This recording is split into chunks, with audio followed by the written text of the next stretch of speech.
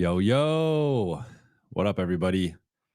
Appreciate you all tuning in. This is my first time doing playback as the host. It connected to my AirPods instead of the mic.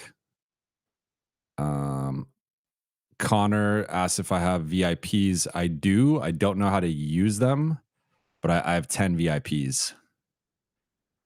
I'm still figuring out the layout here and how to do all this. All right. Hopefully I can figure it out before the game starts. It seemed easy in the tutorial, but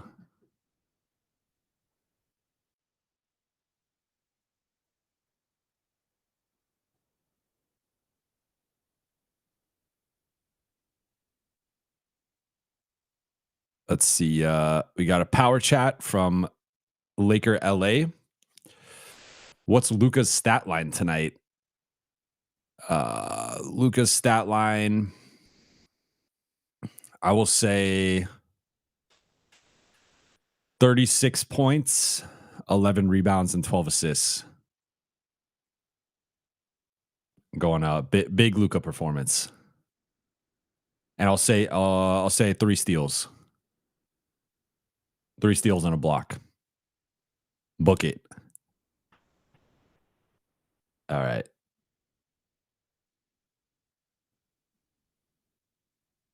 Asking about watching it on YouTube.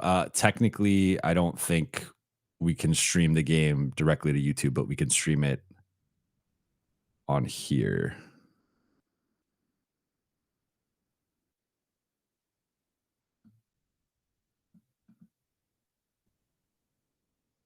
There we go.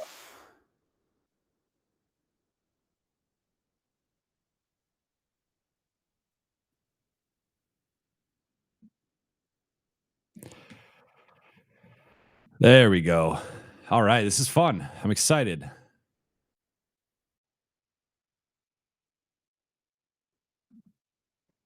What is it showing on YouTube? Just curious for those in the chat.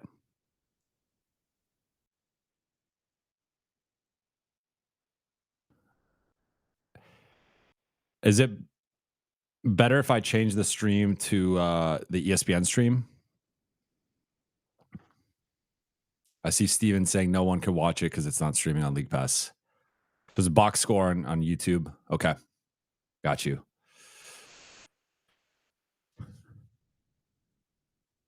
What's everyone's prediction for Luka's stat line? King's Servant, Late Night Gang, stand up.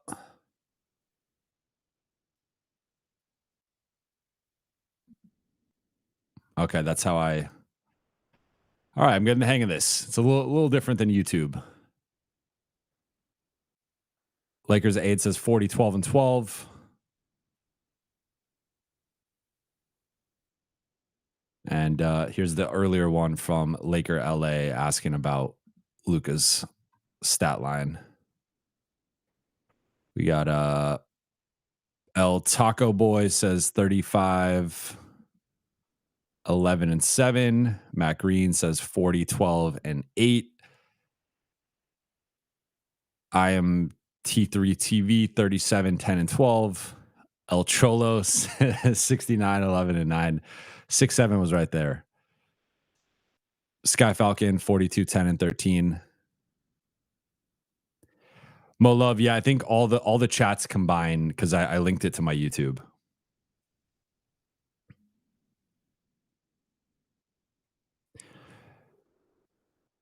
Also, if anyone wants to pop on during maybe like a timeout or something, we could bring people on the stage as well. See MJ 44, 11, and 12. 50 Burger 38, 8, and 9. Mitch Potter 44, 9, and 11. Anthony Gray, I can't repeat what you said. Dominic Mans, who do I listen to? Trevor Jovan.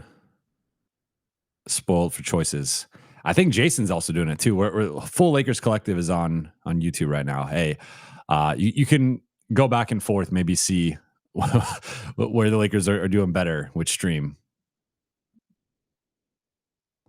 How's the for those on playback who are watching? How's the background sound? Is that good? The game media, or is can for those on playback? Can you not see the game on here?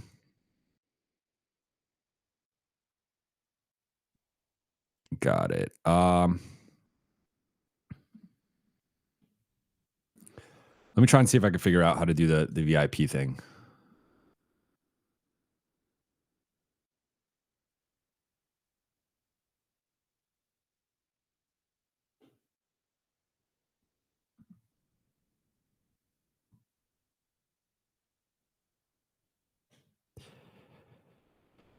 Shane says it's too late now, but it would be cool if on the big games throughout the season for LC to do a group playback stream. Yeah, I agree.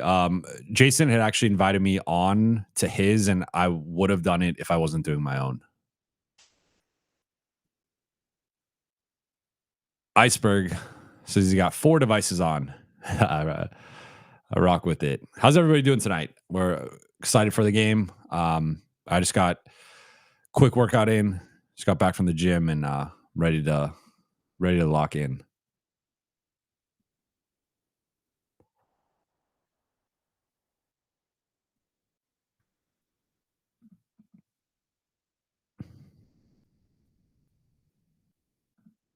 Mikey says, "I got your 12 water bottles ready, Jovan. I got a coffee here, and I got a water bottle, so I'm ready to rock."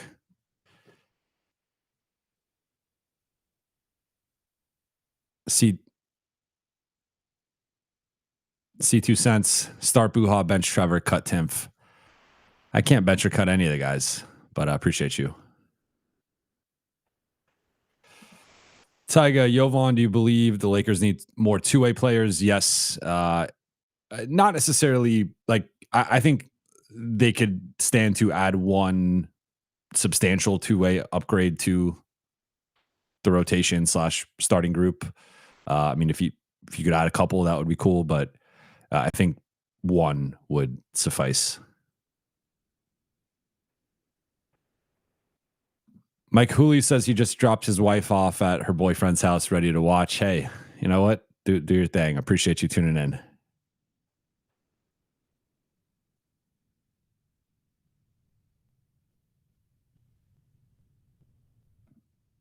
Christopher Battle, Lakers Collective needs to do the watch along. Yeah, I will. I'll pass it up to them, and we'll do it.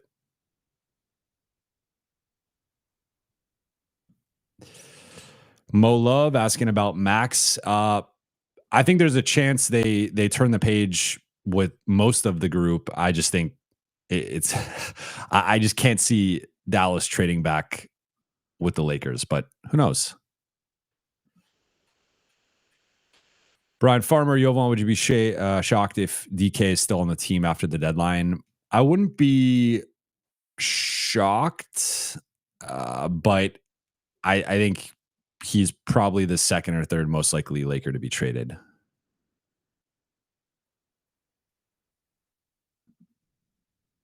Connor says mods can give out VIPs. Okay. How do I make people a shout out? Kenneth just made it from a 12-hour shift. Go Lakers, he says. What are you doing? What's your line of work? Justin Smith says mentally preparing for 30 SGA free throw attempts. So I wanted to touch on three keys for me going to tonight's game. I think first and foremost, ball control in the possession game. I think if the Lakers win this game, barring an outlier shooting performance where they hit like 20, 22 threes, something crazy like that, it's going to have to start first and foremost with taking care of the ball. So I think collectively as a group, they got to be in that like 12 to 14 turnover range. I think if they can reduce the turnovers and have an efficient night offensively from that regard, that will give them a real shot to win this game. Number two, I think they are going to have to find some sort of margin advantage against OKC. OKC is one of the best teams in the league at creating margins. So I think the clear one is foul shooting. And despite, I know we were just talking about Shea attempting a million free throws, but like that is more of a Shea specific thing rather than an OKC specific thing. I believe they're somewhere in the top 10, but the Lakers are a team that both attempts more free throws than OKC and also fouls less than OKC. So if the Lakers can find some sort of like 8 to 12, maybe even up to 15, but let's just say 8 to 12 more realistically, free throw advantage, I think that is a way to win the margins in this battle, in addition to taking care of the ball. And then third thing I'm going to be watching for is I think the two superstars are going to show up. Luca and Shea, two of the front runners, two of the primary contenders for MVP and first team All NBA right now. I think both guys are going to have big nights. I think both guys are going to go for 30 plus. But I'm looking at Austin and Chet as who can be the third best player on the floor. I think up to this point in the season, I would give the clear edge to Austin. But with the perimeter firepower they have in terms of the defensive side with Kason Wallace, Alex Caruso, etc. If they can slow down Austin a little bit and Chet shakes loose and has a big game, I think that is probably the swing factor for me. So I'm looking at the possession battle, specifically with turnovers. I'm looking at free throws and if LA can create a margin there. And then I'm also looking at Austin versus Chet in terms of who can be the more impactful number three overall within the game. Who's the best third player in the game? Because I think we know the top two.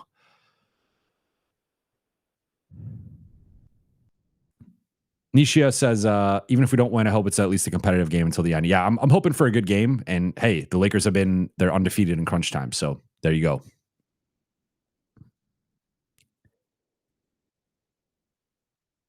Adam, who do you like better, Jovan, Christian Koloko or Drew Timmy? I like Christian Koloko better, but I want to watch more Drew Timmy.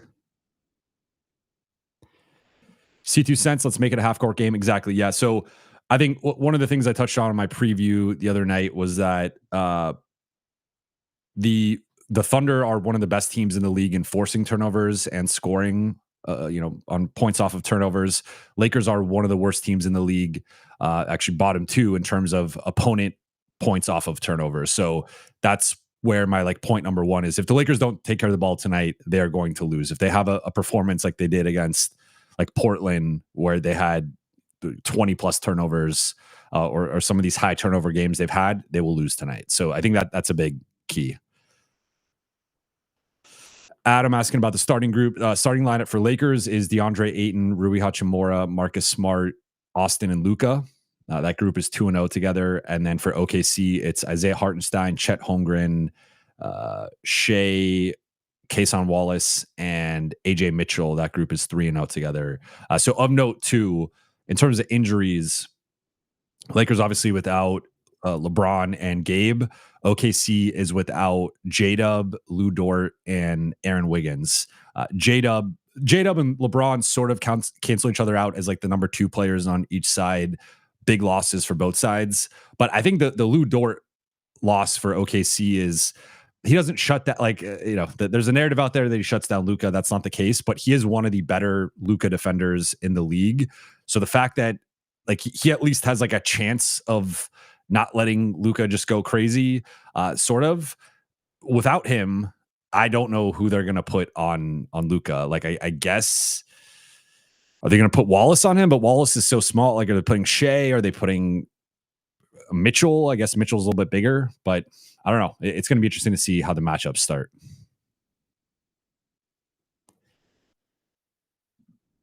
King's servant, Jovan, it's almost game time. Where's your jersey? I could put on a Serbian jersey if you guys want.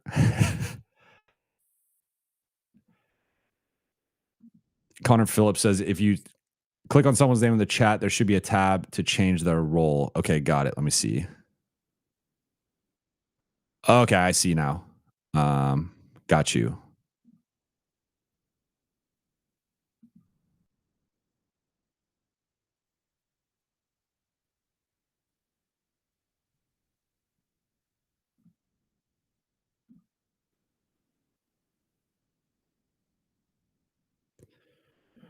C2 Cents asking about LeBron update.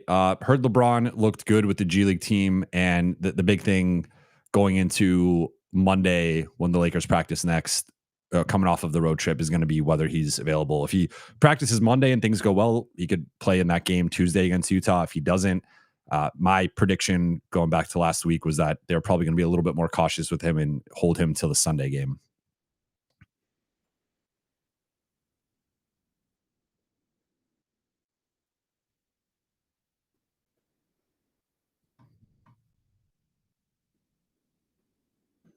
Large Laker fan, is this your first watch along? Love it. Yes, first watch along. I've done playback before as a guest, never as a host. So I'm excited.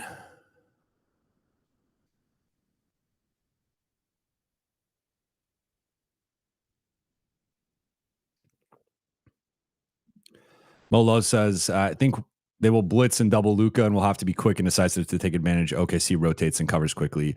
Exactly.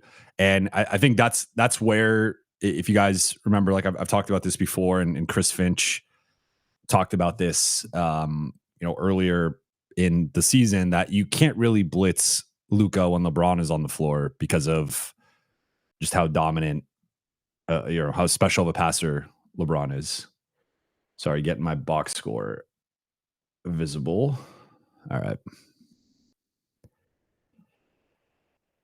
Doing the starting lineups right now.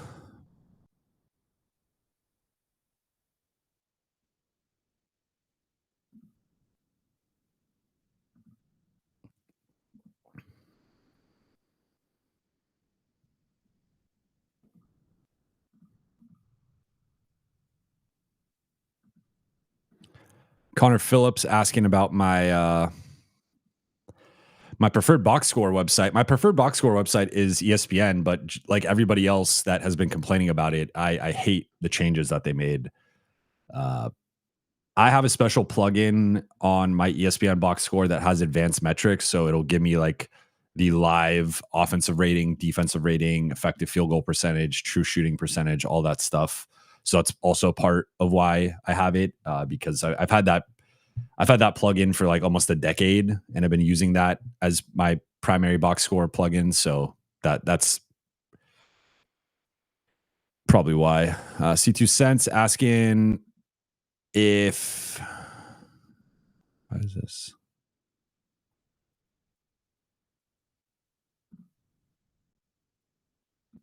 If I'd rather do play by play or color commentary. Definitely color commentary. Play by play is tough. I respect both, but I think color commentary is a little looser, a little less of a load. Sky Falcon, OKC gives up corner threes, big opportunity for Rui and Jake. That's another chess match within this, because the Lakers are also one of the, I think they're bottom three in corner threes allowed. So Lakers got to be locked in with that. Let's see. Stu's keys to the game. Bench versus bench. In general, yeah, it's just it's a little tricky with AJ Mitchell coming off. He saw 3-point shooting, and then I missed the last one. Connor Phillips, do you think Vando makes a 3 tonight? He'll probably get it. He'll get an opportunity. We'll see. Okay, Lakers going with the purple. Those are crisp. OKC wearing the white. I kind of wish they wore the orange. I like those orange ones. I'll say Vando does not make a 3 tonight. I'll be honest.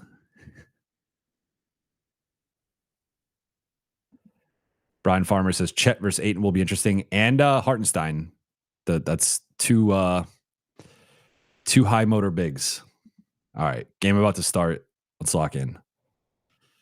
Going to be taking some notes to get ready for the post game. So just as a heads up, I will probably take like a 5 to 10 minute break once the game wraps to collect my thoughts and see my wife for a second, and then I'll pop back on to go live again. Lee Baggy, how nervous are you tonight, Buha? I'm not nervous. I think the Lakers are going to do well. All right, let's see. About the tip.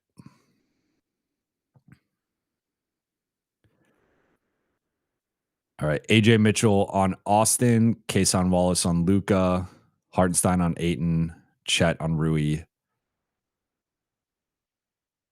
Ooh, nice feed from Luca.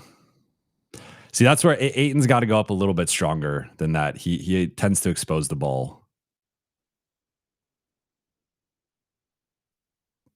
All right, not the best start defensively, but they got the stop.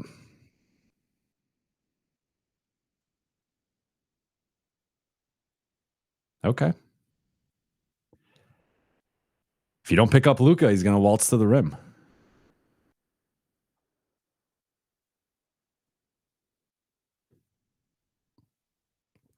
Lakers matchups: Austin on AJ Mitchell. That's AJ's really good. Rui on Chet, Aiton on Hartenstein, Luca on Wallace, Marcus on. Oh, airball from Chet.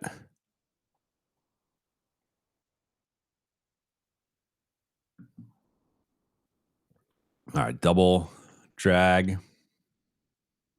Rui attacking Chet off the dribble. It's a tough shot, but Rui obviously very efficient mid-range shooter. There's Shea. Okay, good start for the Lakers so far. 4-0. That's where Aiton's really going to excel is those little like trailing plays into quick jumpers.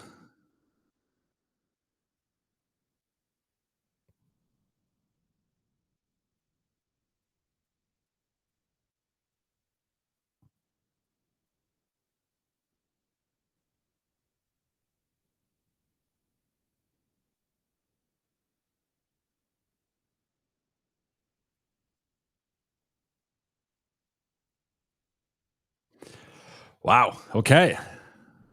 Great start for the Lakers.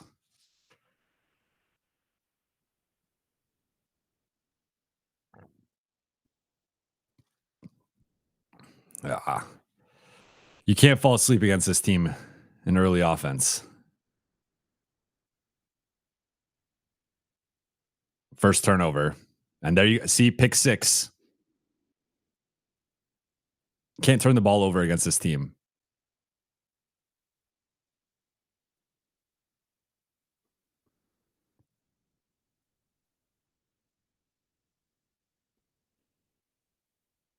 Okay, so they're switching onto Luca. They're going to live with him taking those step backs, but he makes that one.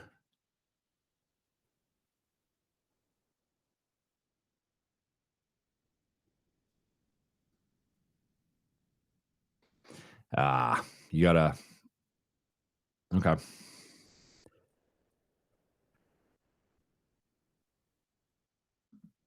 Geo Bass, welcome to the live streaming world, Jovan. Appreciate it. Yeah, I mean that's the chess match with the Luca. Like they're playing up to touch on Luca, then they switched on that one. Shea's just automatic from there.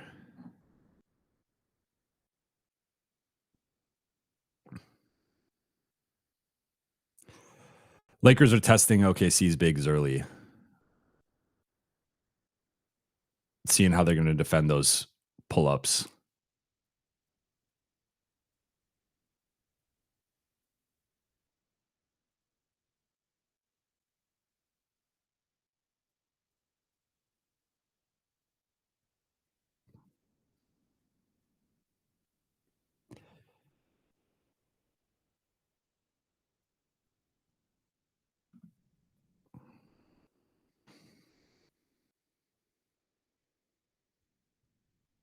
So they're doing these late switches with the bigs. Ooh, close from Luca. Good board from Aiton. Marcus needs to hit this. He needs to hit that shot.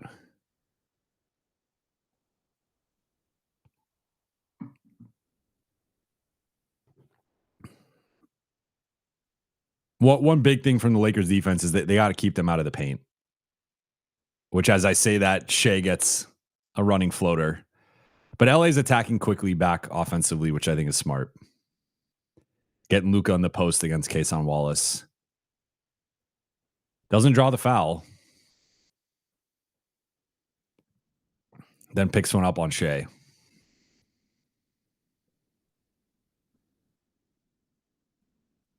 James says, shout out from Germany. Shout out to Germany. My wife is German, in case you didn't know.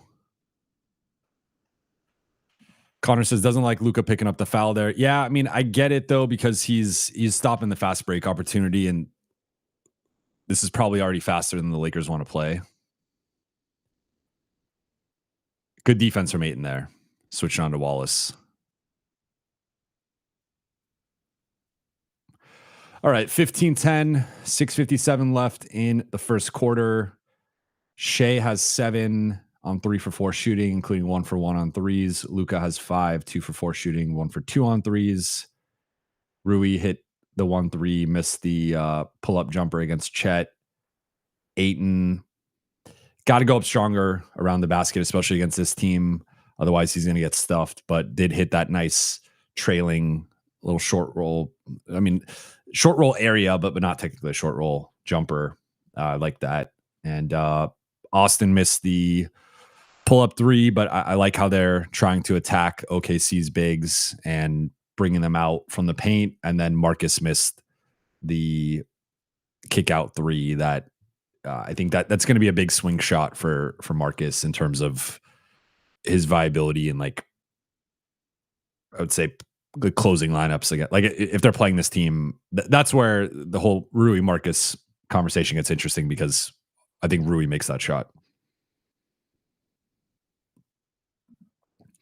Outer Space Mitch, do you predict foul trouble for either team in this one? Both teams are heavy on drawing fouls. I mean, yeah, I think this is probably going to be a heavily fouled or fouling game right now. I mean, like Luka, I've noticed Luka hasn't been getting that call as much on the road, and maybe that's a little bit of like a home call versus a road call where he gets the guy on the hip and then he goes up for it. Like, he didn't get that call as much in the Atlanta and Charlotte games. He just didn't get it right now against OKC. So maybe they call this a little bit like I personally am more on the side of like just calling it more like a playoff game and like letting the two sides be physical. But right now it's only 1 foul in 5 minutes, so that's not too bad.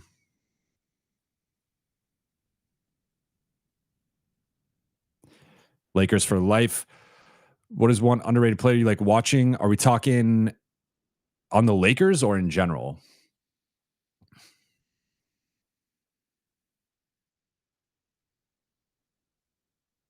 Because if it's on the Lakers,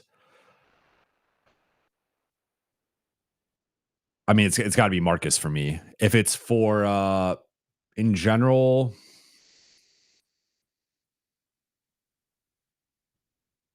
I really like Tari Eason. That's a sort of random one.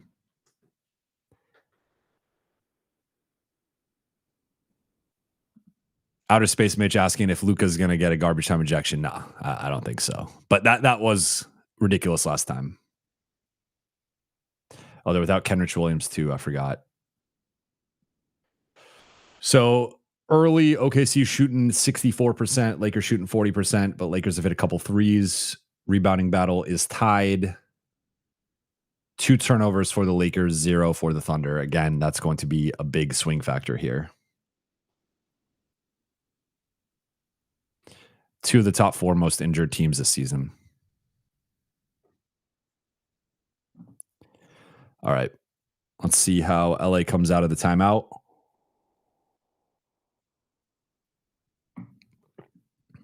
Another turnover.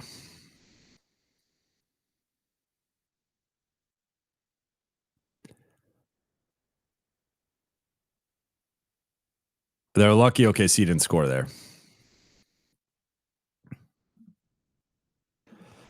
Led Zepp, Braun's a big miss. Yeah, Braun, this would have been a big one for Braun.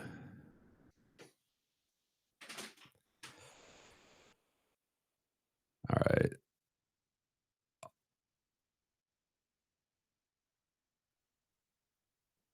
Austin's still in a bit of a slump.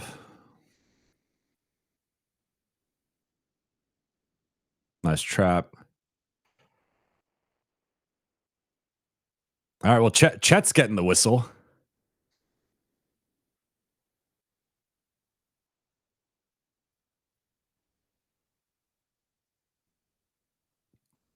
Uh, I also really OKC. I like Kason Wallace. I know you were asking earlier. Some of the guys I like watching. He's probably been one of my favorite. Chet has really developed as an on ball creator and like attacking closeouts and stuff. I think Chet's gotten a lot better. So far, Chet's winning the early battle between Chet and Austin.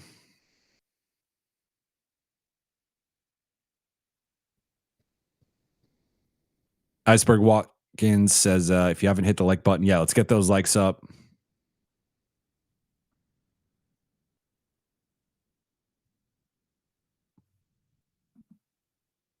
Chet's bleeding.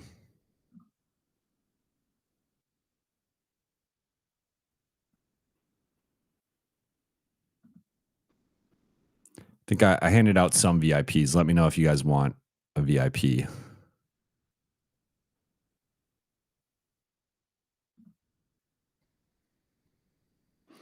What up, Tally?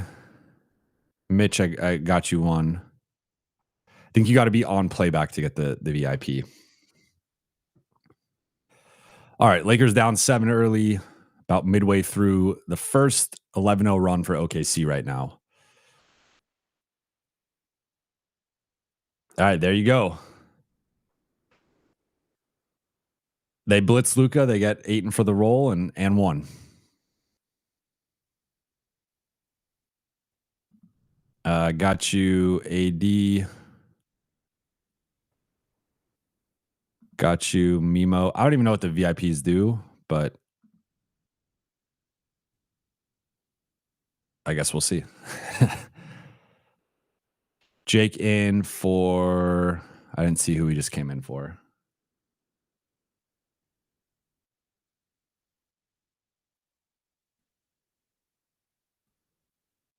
Okay, I guess you guys get to see the game. Got it. Jake came in for Marcus. Yeah. Okay.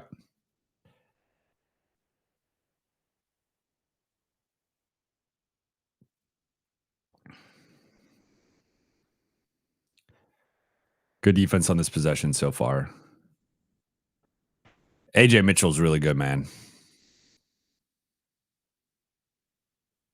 Jay Hoodie, for anyone saying they want a VIP, I think you got to be in playback, not YouTube, to get it because it's watching it on playback. Lakers been too careless with the ball to start here. That's already turnover number 4.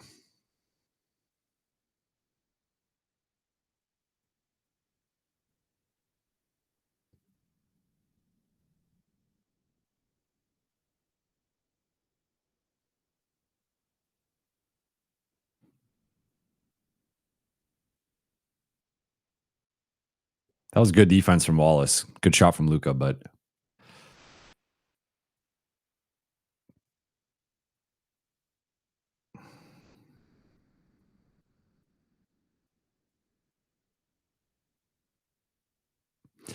one thing to watch with OKC too is they're really good with their bigs crashing from the dunker spot. You saw Hartenstein almost got his hand on that, or I mean, he got his hand on it, but he almost collected it. That's something to watch because they're really good. Isaiah Joe's been shooting the heck out of the ball. The Lakers that's a laser. Who's guarding him now? Rui. Let's see. Can't lose that guy. They're zoning up against Shea, similar to how they guard Ant. Nice reversal from Shea. Kason Wallace, that was way off.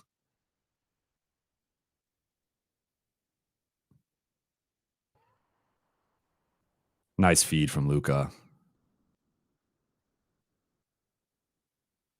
Nice crash from Bando. MJ got you. I'm giving out 8 of 10 VIP, so I got 2 left. Can't leave Cheto. Yeah. Lakers defense is not. It's like it's been decent, but they've had too many breakdowns that combined with the turnovers.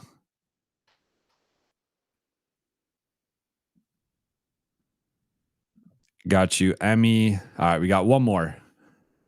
Lane Simpson says that his wife always mimics my intro. I love it. Tell her what's up. All right. Luke off the DHO. They're testing Luka. They're forcing Luka to be a playmaker, and so far he's creating a lot of good looks. Lakers just haven't really been converting them, but that was a nice finish by Ayton. Better Ayton starting to settle in.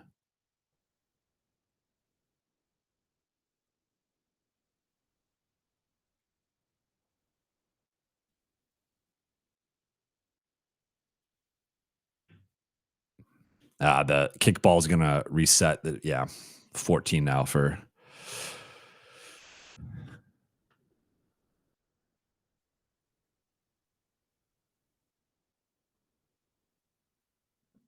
AC checking in. Matt Jimenez. All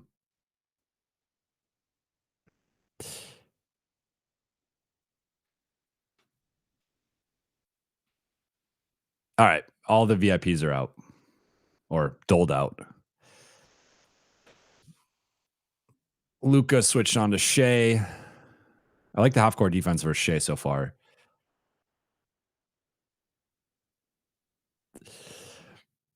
But Lakers are leaving some shooters wide open.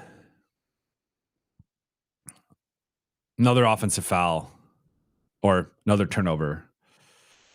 Okay, so I said the Lakers to win this game had to be 12 or 13 turnovers, maybe 14 at most. They're already at 90 minutes into this game. This has been a less than ideal start.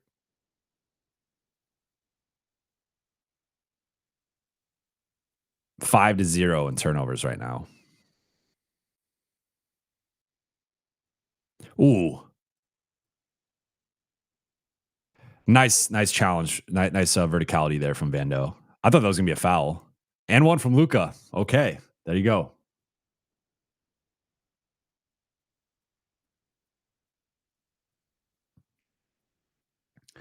Yeah, of note with that second offensive foul or that offensive foul, Luka now has 2 fouls. So Luka's already in early foul trouble.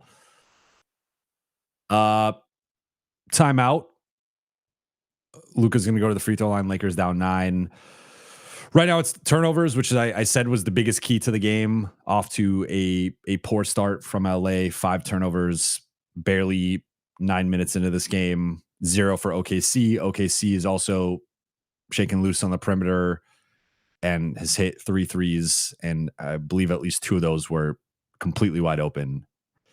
But will be second free throw of the game for LA. OKC's only attempted 2, and right now we're at 5 combined fouls for the 2 sides. So relatively low foul game up to this point.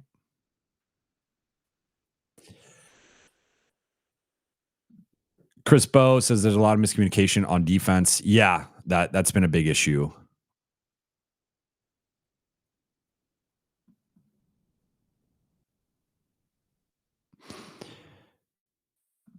Mistra says Austin's putting up the Tony Snell right now. Brian Farmer, what teams do you think will be interested in 80? I think I would say listening. I hadn't listened to Zach Lowe on 80 yet, and that he seems to be optimistic that there's going to be more of a market for 80 than I think there will be. So that kind of swung my perspective a little bit. I just think the thing with 80 is he's going to have to not only come back and be healthy for an extended period of time. I think at least like 3 weeks, if not a little bit longer, but like also get back to being that top 15 to top 10 player in the NBA.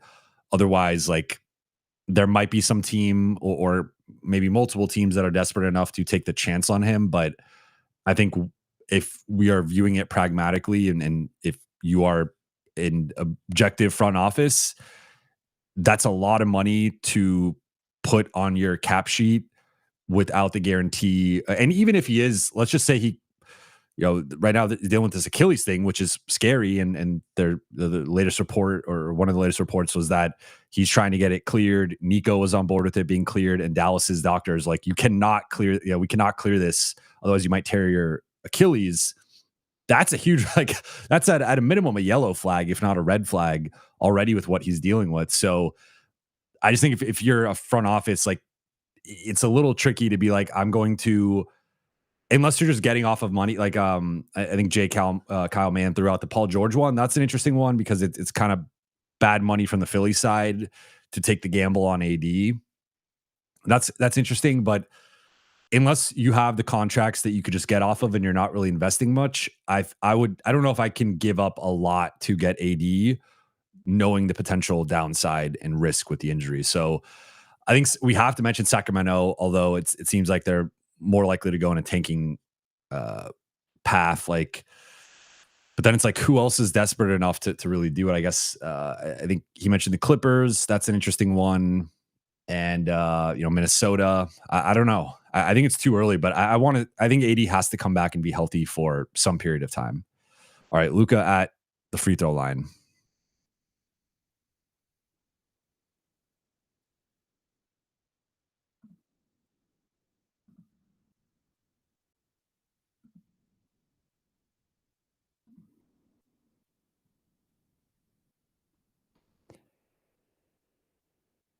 All right.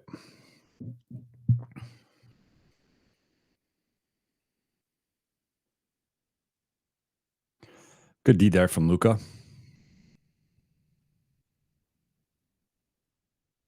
I'll add you, MJ, in a second.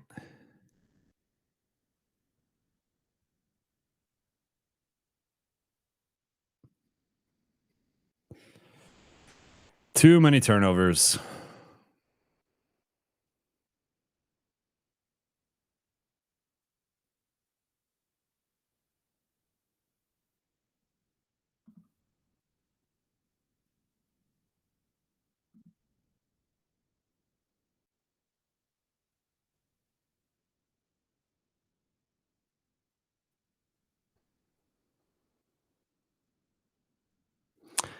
All right. This is becoming a bit of a route to start.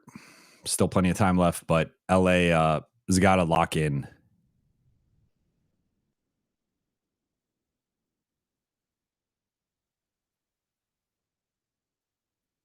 This is also part of my problem with playing Vando and Jackson together against serious teams. You're just not gaining advantages.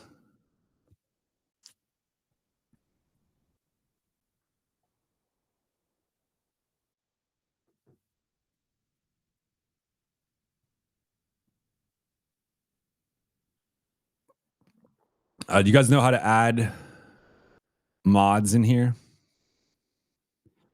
Trying to figure it out.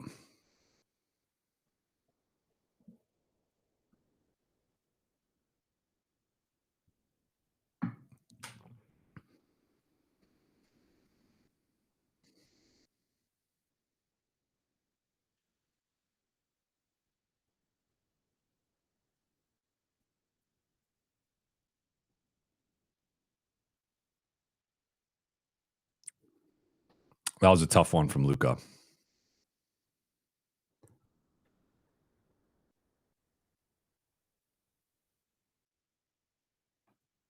I mean, that's just bad. That's just bad defense. Like, he missed the shot, but they got to match up better in transition.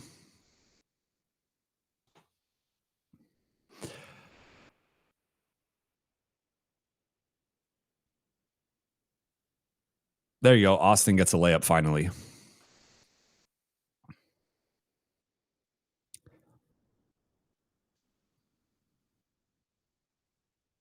First OKC turnover. Luka nearly hits a 3-quarter court shot. All right, 30-18, end of first. Not an ideal start from the Lakers. Thing that sticks out most, turnovers. They have 6 turnovers, which is on pace for 24. That's far too many. I mentioned the sweet spot probably being 12 or 13, maybe 14 on the high end. They're on pace to be at 12 at halftime. So way too many turnovers, way too sloppy of a start offensively. And then defensively, they've been failing to match up in transition. And that was the kind of second or part of that first point I was making was like OKC turns you over and then they get out in transition.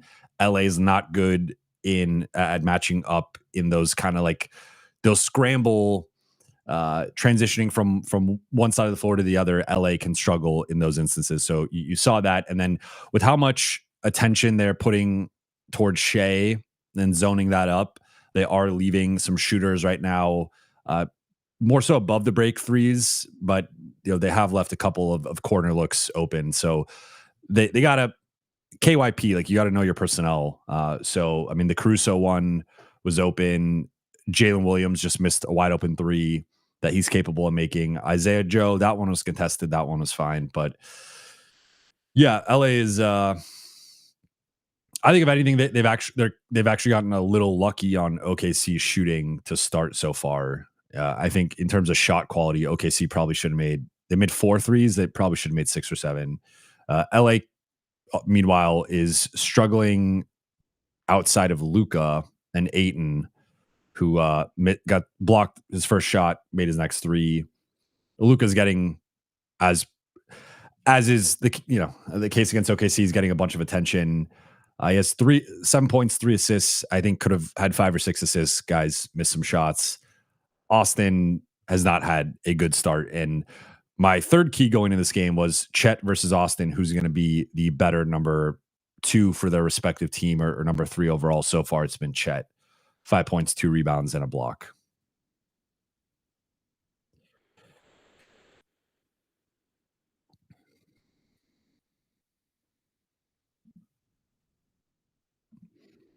Let's see.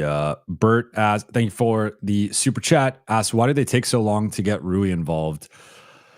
I mean, it's a good question. I think part of it, like the way that the Lakers have tended to start games off is, and Lucas talked about this before, like the theory is, and I agree with it, so I'm not going to like poke any holes in it, but like the theory is get Luka going early, and then that forces the defense to shift, and that's when they start doubling and blitzing, and that's when you start getting the other guys involved with the playmaking. That's why Luka tends to have those big first quarters. And then you see the defense has to shift because he is torching them one-on-one. Obviously, it depends how they're going to start the game defensively. But you saw from OKC, they were mixing up. Sometimes they were blitzing and trapping him a bit. Sometimes they were just switching their bigs onto him. He hit that step back 3 on Chet early on. But with Rui, I mean, a lot of Rui stuff, I've said several times before, like Rui is the barometer for the health of the Lakers offense. The Lakers offense is not in a good spot right now through the first 12 minutes that we just saw, because when the ball is snapping around, that's when Rui gets looks. He's not really a guy they're going to run a lot of like ISO stuff for. All right. Game is back on. Good defense from Vando. I'm concerned about this second unit group offensively, but I do like Vando, Jackson, and Marcus together defensively. So Dalton's getting some minutes here. They're going 9 deep.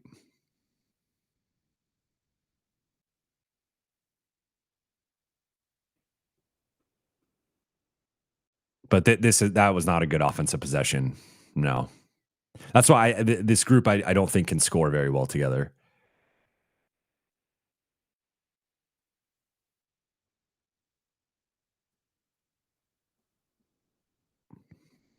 Let's see if they Chet in the post versus Austin.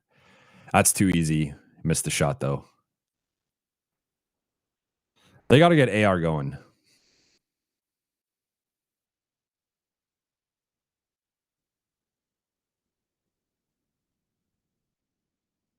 Ooh. This is the type of game where the Austin haters will come out and it's hard to, like this is a feather in the cap for the Austin haters. Outer Space Mitch, Jovan Dalton has to take that corner 3. I agree. I think Dalton should have taken that.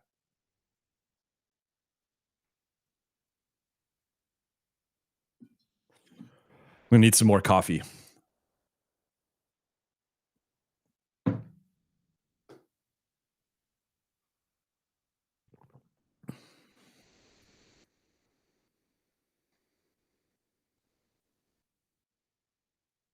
Ooh,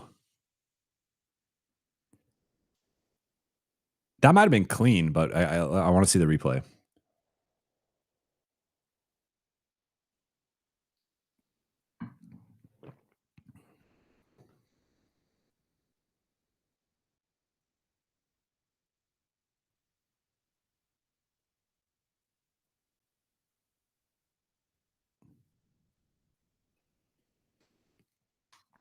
The other thing to note here that you I think would be more of an excuse or more of a point if OKC was losing this game or if it was closer right now. But OKC's on the second night of a back to back. They did blow out Golden State last night. So most of their principal figures didn't. I think only one player played over 30 minutes, but and it wasn't Shea, but it might have been Wallace, but that's worth noting. I do not like. Okay, they brought back Aiton. I don't really like this lineup, to be completely honest. I don't think Dalton should be playing against this team.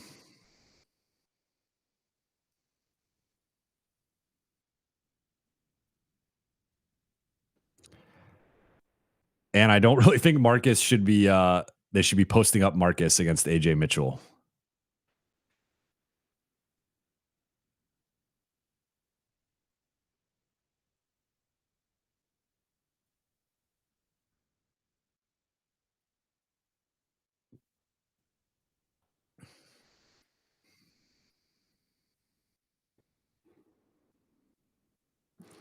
Juan says this is how he played in the playoffs, so we are haters. Uh, I mean, Austin was not averaging 2 points a game on 20% shooting in the playoffs. That's a bit of an exaggeration.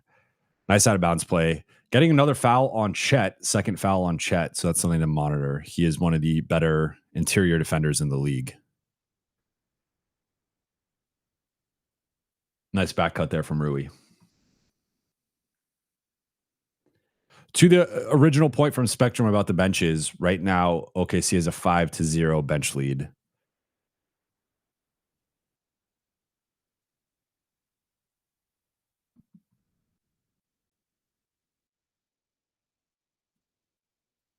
Dan the man, I'm not I'm not going to answer your question, but I do appreciate it. Exactly from Connor. I'm not saying you can't call out Austin playing poorly right now. I think he's playing poorly. I'm just saying that this is going to be a game that the people who don't like Austin are going to hold on to, I assume. See this. Dalton can't play against this team.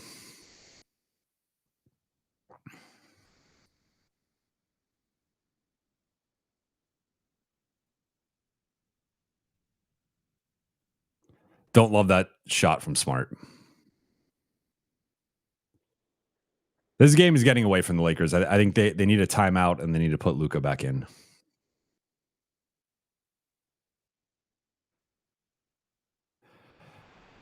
I think the bigger. There you go. Timeout.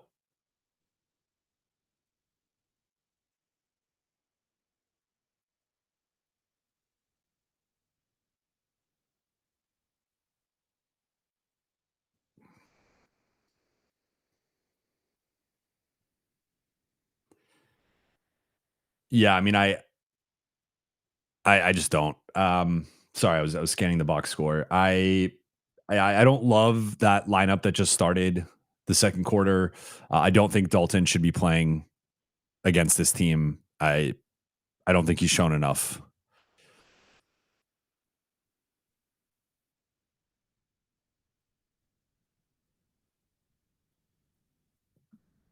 Chris Bunce, on a more real note than just hating this matchup, raises the question: is Austin a championship second option?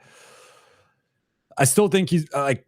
I mean, we have the sample size to go off of this season where it has looked like that is the case, but I have also said like we have to see the larger sample size.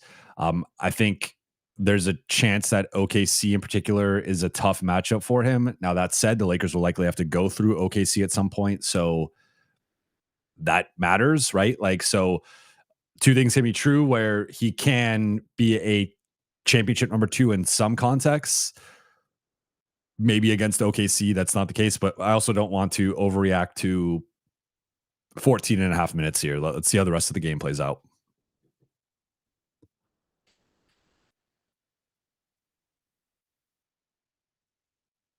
Chris Battle says Smith Jr. over Dalton. I mean, I said coming into this game off of last game, I would only go with 8 guys. I think the Lakers have actually, like, they've had several games where they played Luka and Austin and some of these guys close to 40 minutes or even into the 40s. If there's ever a game to do that, it's this game, not like against Charlotte or whatever. So yeah, I mean, I think they got to bring Luka back in. Otherwise, this game is about to get ugly. Al anonymously says OKC gets away with a lot of contact. Yeah, that's just part of it. I mean, if I thought it was a little like, I think Caruso is a special defender, but I thought he basically got away with murder against Jokic in that game 7, where he was able to just hack him up and down the floor. And just like, that's just how OKC plays defense. They set the tone aggressively early, and it is what it is. Like, it could be frustrating or annoying, but you have to just make like the best of it, right? Like you sitting there complaining, not saying you're doing that, but like, if that's the approach that the team takes, you're going to lose. Like, you got to find a way to get past that. But in general, yes, I think so far we've seen the Lakers only have 6 free throws. I think OKC's gotten away with more contact on some of the jump shooting and contests.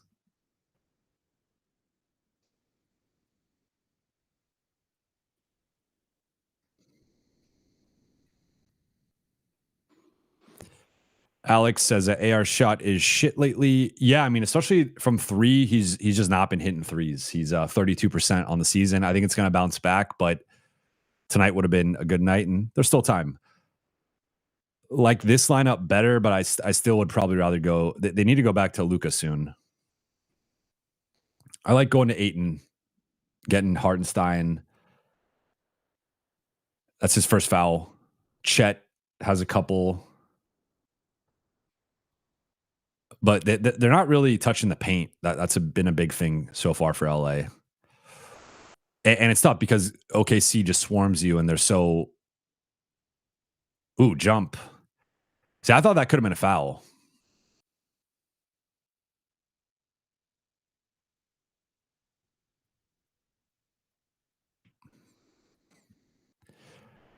Connor says he imagines they want to match Luka's minutes with Shea.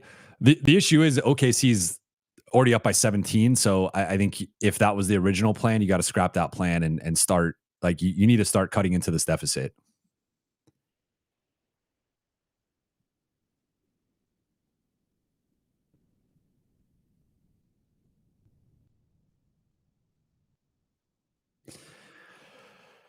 Yeah. Lakers backline defense is a mess right now. This is an ass whooping. Let's just call it what it is.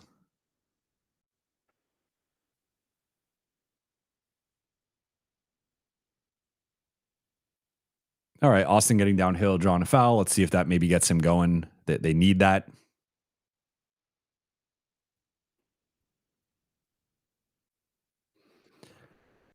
I mean, I didn't see the other angle of that. That's either on Rui or Jake.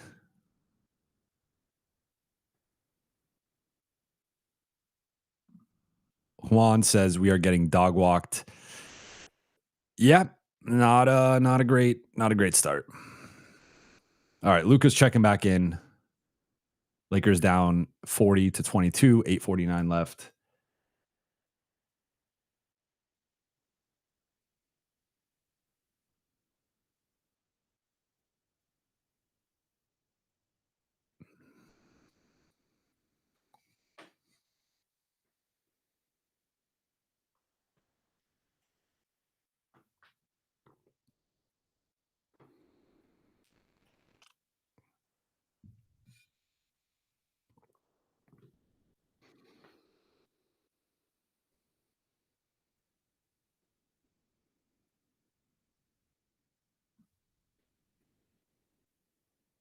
Chris Bunn says, not gonna lie, I think Braun can literally turn this entire matchup around. Let's not overreact to tonight.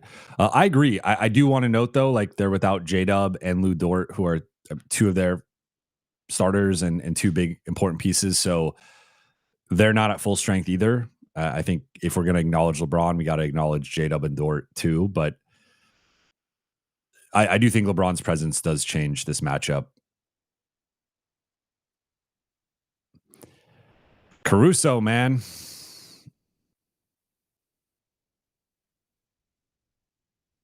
Wow.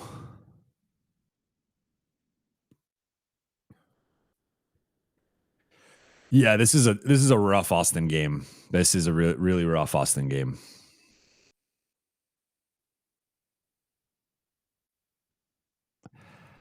I think it's like right now it's a combination of like LA is just not getting anything easy offensively, and then they're just getting shredded defensively.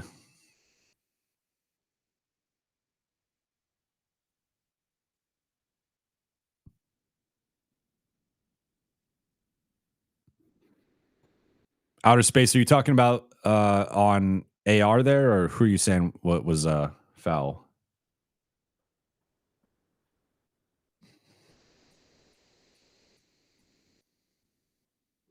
Yeah, I mean, it's like technically a foul, but yeah, I mean, I just think that's what like the thing is. I've seen enough OKC to know that that's just what they do. They run into you and they steal the ball, and it doesn't really matter.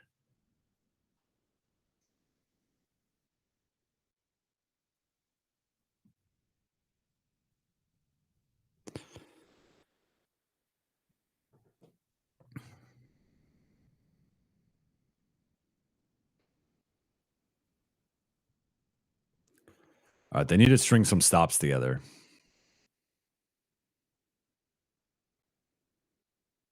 dude. Mitchell, I really like AJ Mitchell. It's crazy they just spawned this guy. They didn't even have him on the. I mean, he was technically on the team, but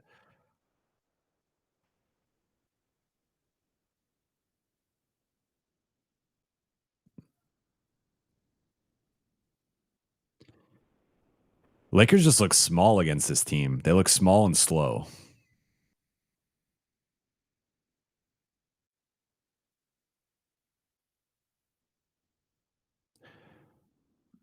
Slightly based stand. You think the narrative around OKC being so much better as a roster than everyone else blocks SGA from winning MVPs going forward?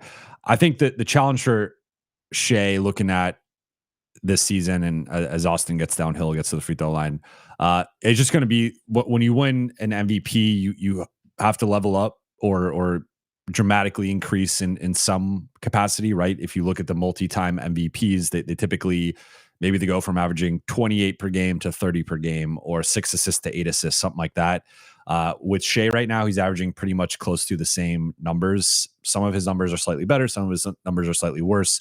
But then you look at Jokic is averaging career high in assists now and is ahead of basically everybody in every advanced metric. Giannis is averaging career highs in points and 2-point percentage. Luka is averaging career highs in points and a slew of numbers. It's like, I think it's just going to be an all-time MVP race this season in those four in particular, with Wemby as like the fifth guy. It's going to be a really interesting. So I think it's more so the competition. Like in years past, maybe Shea just wins it again. Uh, yeah, that's not good defense. I haven't loved Aiton's defense the last 3 games. Another bad turnover from AR. He's having a really bad game. That's horrible transition defense there.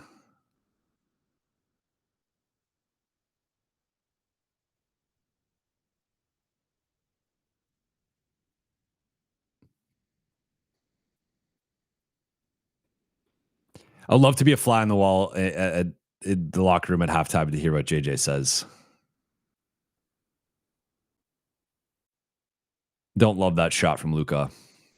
Good offensive rebound from Ayton. Oh, he's got to go. He's got to go back up with that. He had a lane.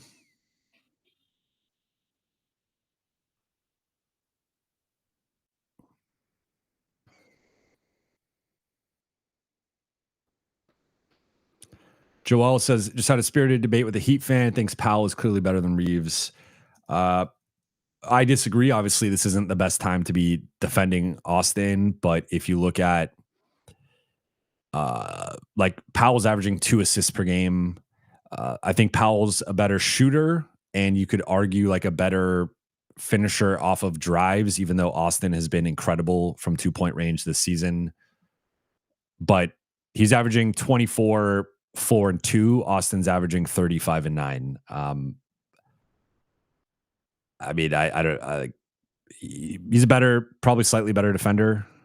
He's a little bit stronger, but I think Austin's the better player.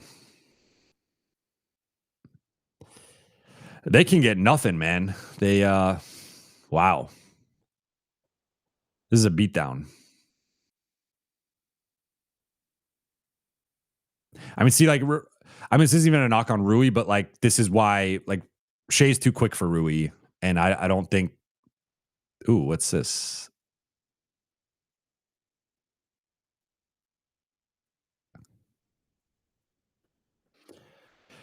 Yeah, Lakers are shooting 27.6% right now, 18% on threes, 8 for 12 at the free throw line. They've missed 4 free throws, just 67%. OKC shooting 51%, 38%, 100%. So the Lakers actually getting the free throw advantage. Remember, I talked about 8 to 12 free throws right now. They're plus 9 in terms of attempts, but they've only made 5 more. But then the turnover is 10 to 1. And then Chet has outplayed Austin to start. Austin's really only been able to draw some fouls, and he's 4 for 4 at the free throw line. So look, there's a lot of game left. Still nearly 29 minutes left. Lakers, I think, will make some sort of push. How close they can get it, we shall see. But this is a bit of a measuring stick for where things are at right now, right? Like both teams are not at full strength. So that's kind of scary. Like I think you add LeBron and Gabe to one side and Lou Dort and J Dub to the other side. Lakers probably go up more overall, but there's already a bit of a gap there. So, I mean, look, there's a reason why OKC is OKC. They might win 70 games this year. Like they're legit. That they're, in my opinion, the best defending champion we've seen probably since the KD Warriors. I think that's fair to say.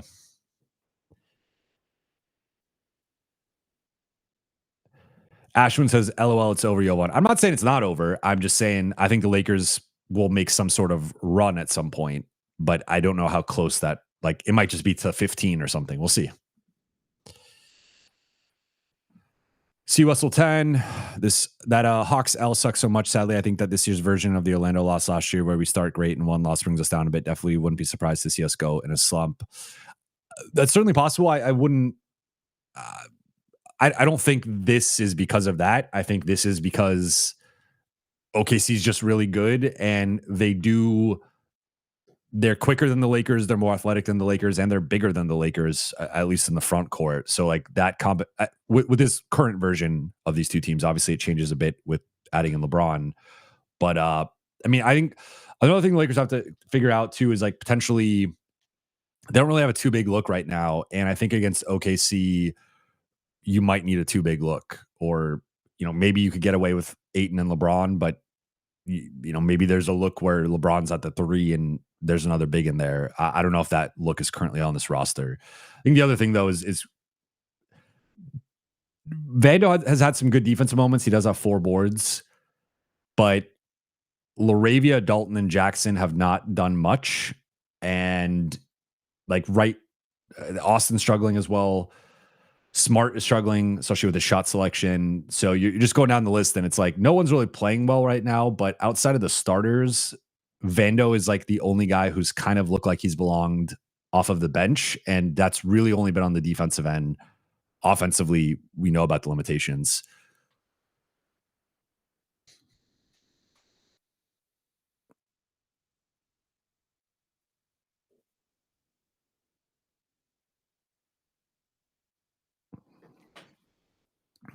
Jay Spare says, I've come around a bit on AR, but he just can't hang with athletic backcourts. I mean, the counterpoint to this is the Minnesota game and really both Minnesota games and how well he played against them. They're not as athletic as they used to be, and they're not as athletic as OKC. But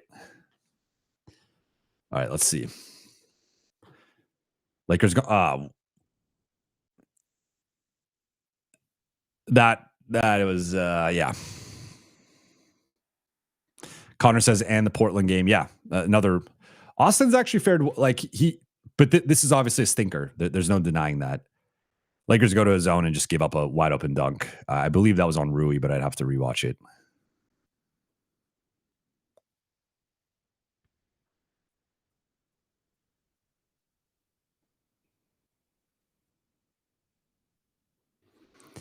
Luka's gotten mauled a few times. Lakers haven't scored a field goal in 8 minutes. That's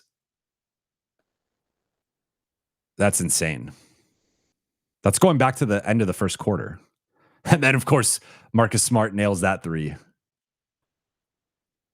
That was their first field goal of the quarter.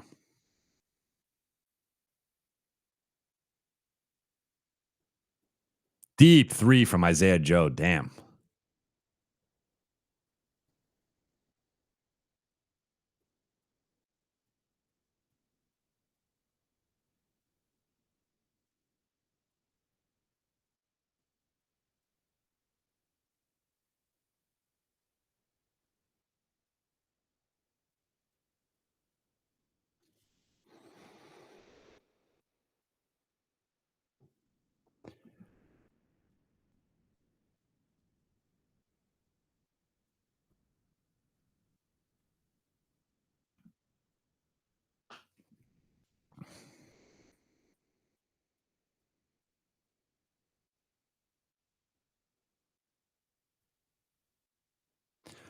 Yeah, I mean, it's not been a good Luka game either, necessarily. 8, 5, and 4 on 3 for 11 shooting, 4 turnovers. But to be honest, I mean, Ayton hasn't looked. This has not been I mean, no one's playing well right now, so it's hard to like, I guess, find many positives right now. But I think Ayton has looked a little out of place defensively against this team and this front court. He continues to not rebound the ball well.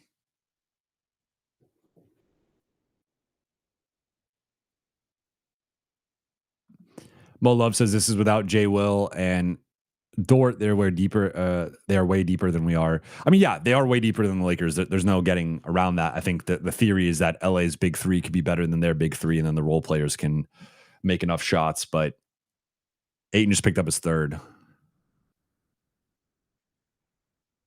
I mean, this is a beatdown right now. There's no other way around it.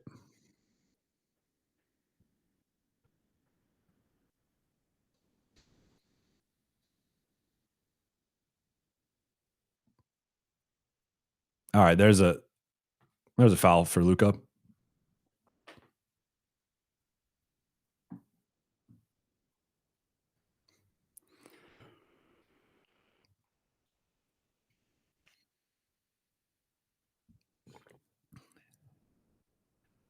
That's Luka's bad hand.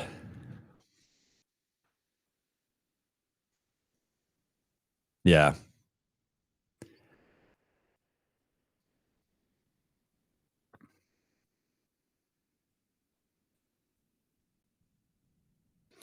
All right, Luka makes his free throw.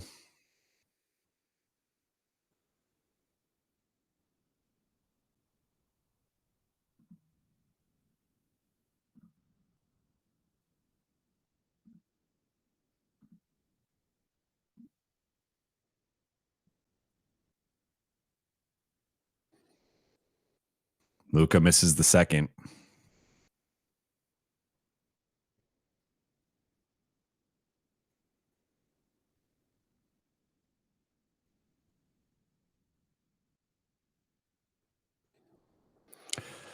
I mean, they just look slow and unathletic defensively, which has been the case up to this point, 23rd in defense. I mean, that's been my fear going back to my storylines. Nice finish from that was Rui, right? Yeah, nice finish from Rui.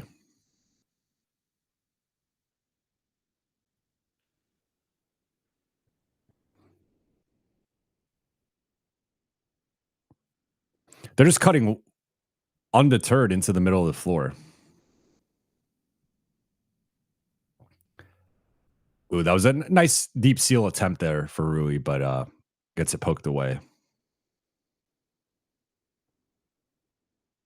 Marcus, you can't help off Isaiah Joe one pass away.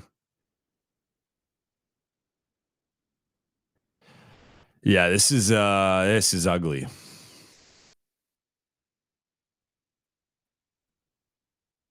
Right, do you guys want to play Fortnite or something?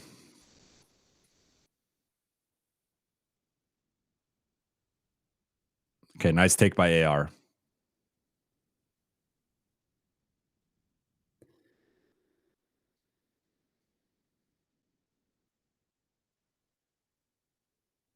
Ooh. Yeah, I mean, if I told you that AR and Luca combined for 17 points on 5 for 18 shooting and just 5 assists and 7 turnovers, that's kind of the game right there. 0 bench points. Jake LaRavia is the only bench player to attempt a field goal. They're getting outscored 20-0 in bench points right now.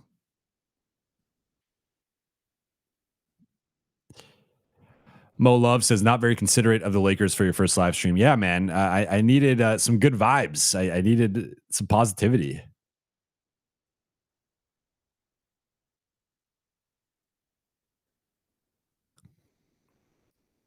Mo Love, if you were still a beat writer, what would you be thinking right now? My honest thought would be like, I'm not looking forward to going into this locker room post game. I assume it's going to be a very rough locker room post game, barring a miraculous second half comeback here.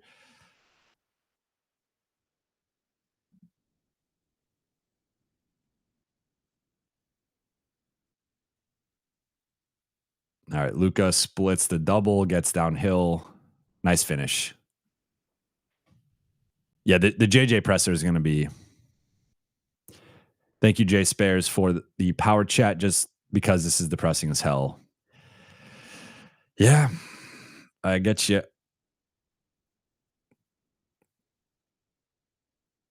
Man, this is they're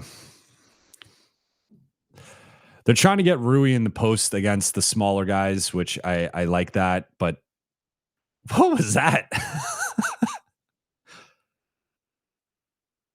Isaiah Joe accidentally tipped it in. I wasn't sure if that was Jackson or not. All right, so down 30. Progress, I guess.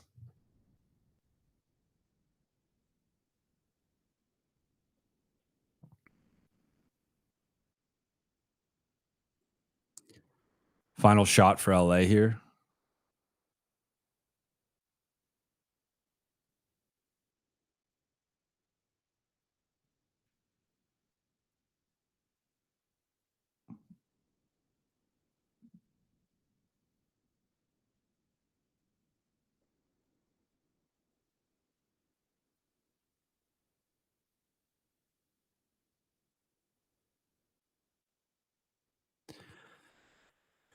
It's probably gonna be 70-38 at the half.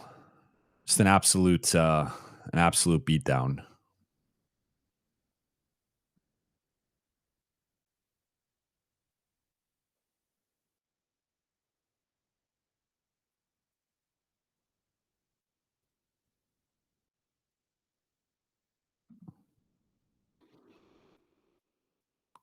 Mo Love can't have the greatest comeback ever without a dismal first half. There you go. There's that positivity.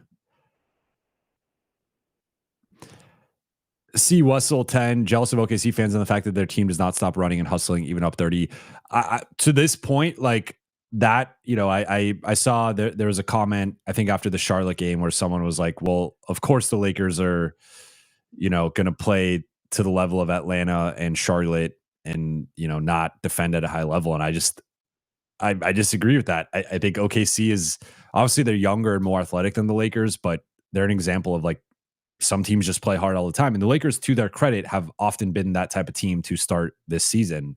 I think they've just let go of the rope a little bit the last couple games. Tonight, I don't think is necessarily even a playing hard thing. I think there's an element of that, but from an execution perspective, they've obviously been subpar on both sides of the floor. 70-38 at halftime. This is very one-sided. So quickly looking at some of the halftime stats. I don't know if you guys are ready for some of the advanced metrics, but let's get into it. OKC has a 136.6 offensive rating, which is unfathomably, I can't even say the word, good. Lakers have a 74 offensive rating, which is incredibly bad, we'll say. A minus 62.5 net rating, effective field goal percentage 38 for LA, 63 for OKC. True shooting percentage 43 for LA, 66 for OKC. Long twos, OKC's hit 4, Lakers have hit 2. 2-point field goal percentage, Lakers at 40%, OKC at 66%.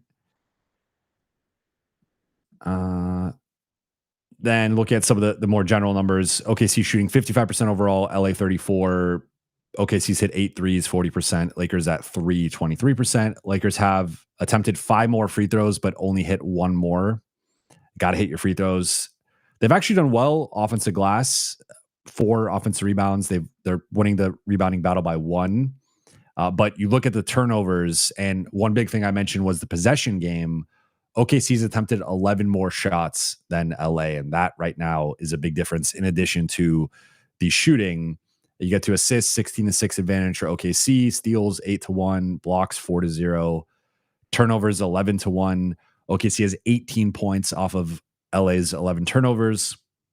Fast break points 10-2 in OKC's favor. Points in the paint, that's a big one. LA is one of the best points in the paint teams in the league, and they've actually been about league average defensively against points in the paint.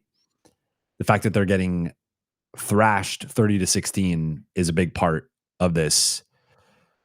And then fouls 9-9. OKC's largest lead 32. Lakers is 5. Yeah, it's a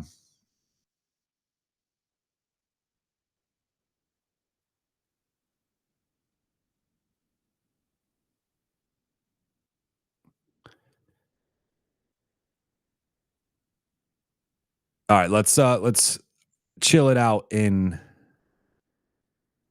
the chat.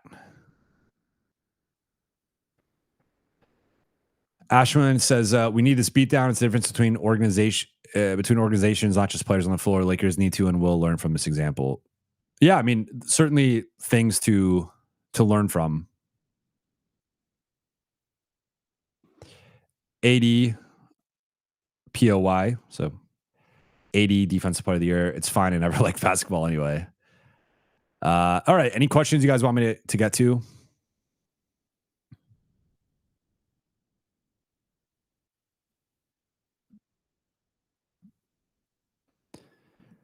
Outer Space Mitch, keys to the second half, Jovan. I think it has to start first and foremost with not turning the ball over. They cannot have, again, I said 12-14, 12-13 turnovers was the sweet spot. They're already at 11. That's far too many.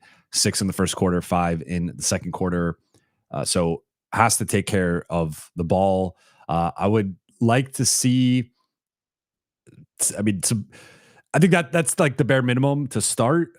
Defensively, guys gotta be on a string and communicating. I think there's been far too many defensive breakdowns. And if Chet and Shea are going to hit contested mid-range jumpers, that's one thing. But there's been far too much cheating off of the wrong shooters, guys flashing into the middle of the lane undeterred. No one's on them. And I think LA's just done a poor job off the ball, particularly, but also relatively on the ball. They've been targeting certain guys defensively, and then would like to see Austin and Luka both play better in the third quarter. And I think the rest of the guys will, again, Rui to me is a guy who the health of the offense will show kind of where Rui's at, right? And if he's getting looks, it's often because the ball movement's good. They're getting downhill. They're creating advantages. So I would like to see some better, get to some stack. I mean, it depends how OKC is going to be defending them in the pick and roll. We saw a mix of blitzing. We saw a mix of switching. I think they did not take advantage of that enough. I think so far I've liked what I've seen with Rui and Ayton with like some of the deep seals and leveraging their size advantages when OKC is switching more, so or trapping a bit. So I like to see a little bit more of that. But right now, again, start with like taking care of the ball and then not losing your man defensively. And I think if you do like those two basics, LA can chip into this lead, but obviously a 32-point halftime deficit is difficult to come back from.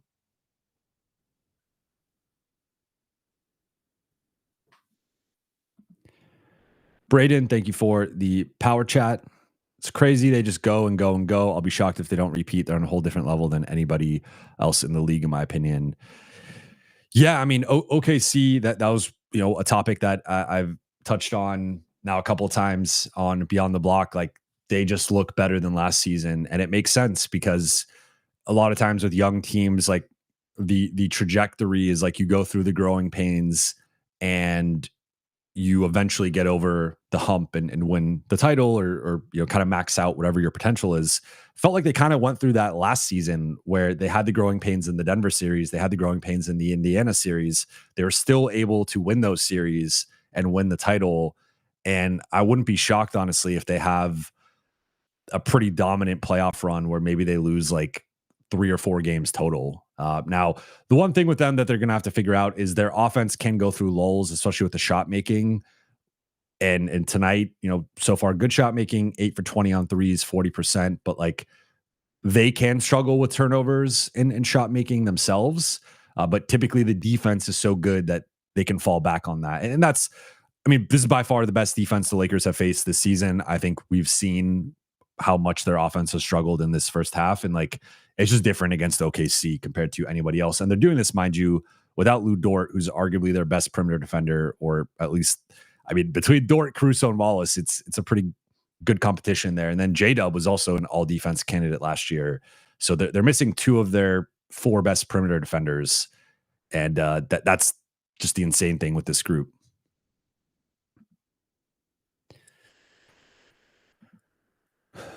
Lanukalim, the mental health of our offense is reflected in how many step back threes Luka takes without probing more. I think that's fair. Like, if I had one overall criticism with Luka to start the season, I would say I think he's attempting a career high in threes per game right now.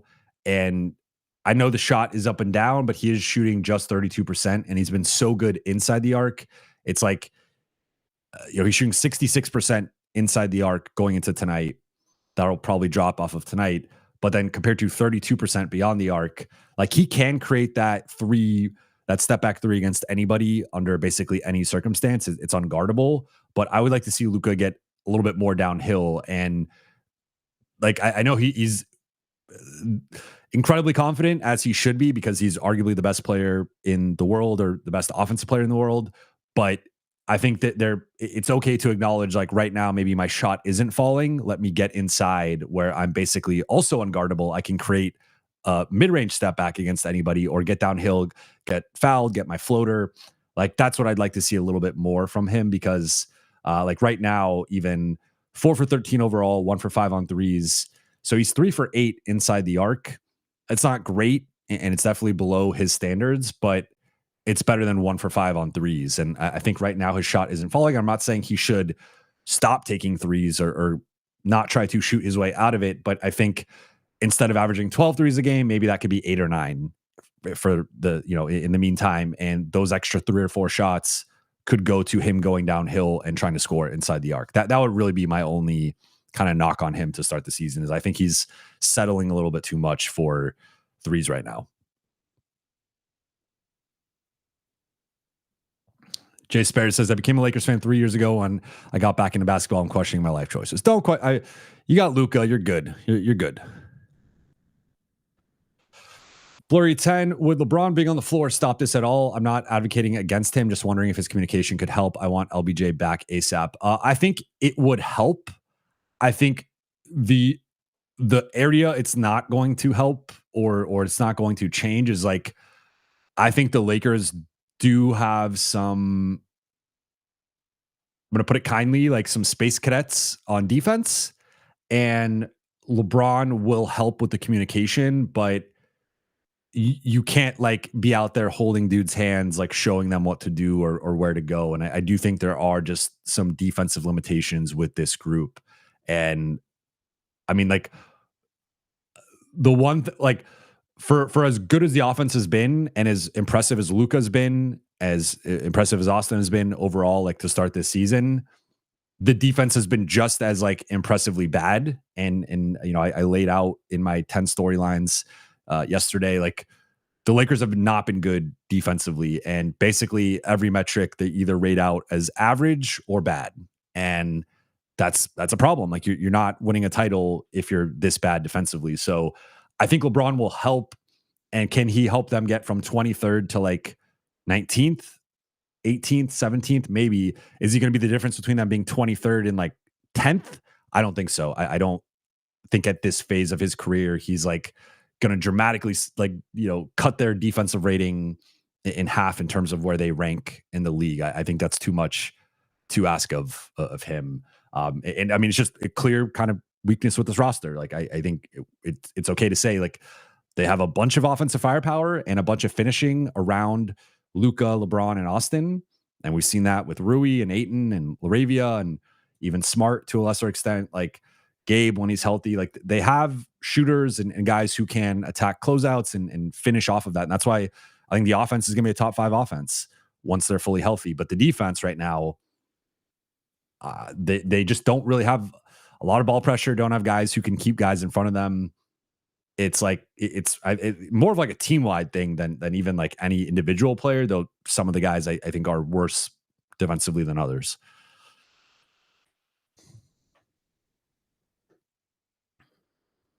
Mo Love says, I think Luka is shooting more from deep because his usage is so high. He doesn't have enough energy to go inside all the time. That's probably fair. And that's where I would say, like I've said, I think the Lakers need to play him a little bit less and need to decrease his usage a little bit. And again, like sometimes when I say things, people will overreact to it. I'm literally talking about like 3 to 4 minutes, you know, 2 to 4 minutes less for Luka and like 2 to 3% less in the usage. And I think those two things happen.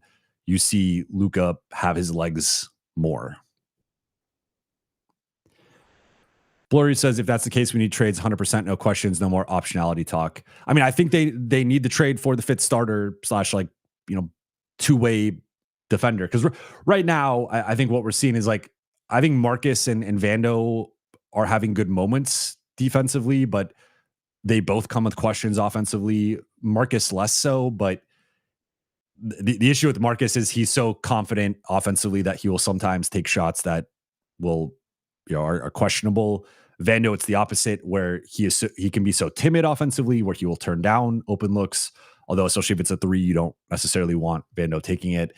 So, like, their two best defenders are both offensively limited, and that's where we get into this whole thing with like the concept of like a two-way player. And it's not that you have to be a 10 on both sides of the ball, but like, you know, right now, like Vando's probably a 2 on offense and like maybe a 7 or 8 on defense. Marcus is a 7 or 8 on defense and like a 4 on offense. Four to, he probably vacillates between like a 4 to 6 depending on the night, right? But I think the goal for the Lakers should be to find a guy who's like the weaker side of the floor, and ideally it's the offensive side, is probably like a 6 or a 7. And then the defensive side is more like a 7 or 8 or 8 or 9. And those guys are hard to find. They're expensive. It's going to cost real assets. But I think if they can add that player to what they already have, that's where, you know, that's where they elevate. Again, it's tough to say to OKC's level, but, you know, they're in there. Outer Space, Mitch, Jovan, what kind of offense do you want to see JJ come out with? Action sets, what's the approach you'd go with? I mean, it depends what OKC is going to do defensively, but if they are going to be in drop coverage, obviously if they're like, you got to run your help beaters depending on whatever they're doing. I would like to see a little bit more stack action and 3-man action. I do like the 3-man actions between Luka, Austin, and Ayton. If they could go to that a little bit more, I would like that, but we'll see. Like, I think that the big thing is they got to get Austin and Luka downhill. And I thought they did a better job of that to start the game. And then it just quickly went off the rails. Jay Spares, for whatever it's worth, I don't think we need like an Andrew Wiggins or some big name. We need to get depth and a bunch of solid athletic bench players. One big name ain't going to do it. Not sure if that's harder or easier to do via trade, but we aren't one Herb Jones away, in my opinion. I mean, that uh, you could be right. I think that's harder to do this season, though. I don't. I think it's unlikely they do multiple trades, like two at most. But even then, I don't know. We'll see. We'll see how this. Laker fan 22 says we need an elite wing defender next to Luca. I 100% agree. I mean, I think Herb Jones is the guy that would be perfect.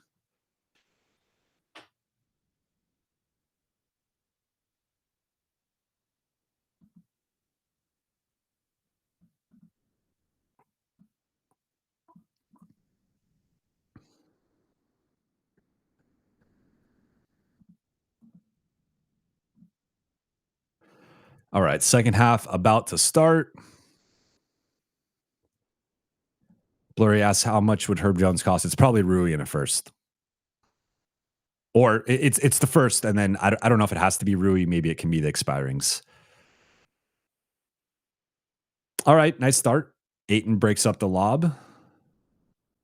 Austin's got to push the pace there. Luca's got Chet on him. Nice foul job by Luca. Is that on Shea or is that on Chet? It's on Chet. That's his third.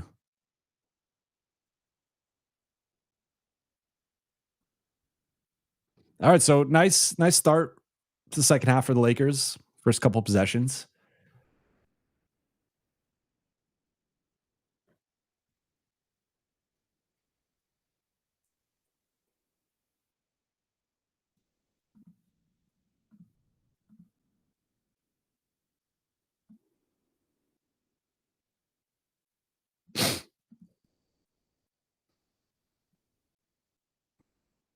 All right, lead down to 30.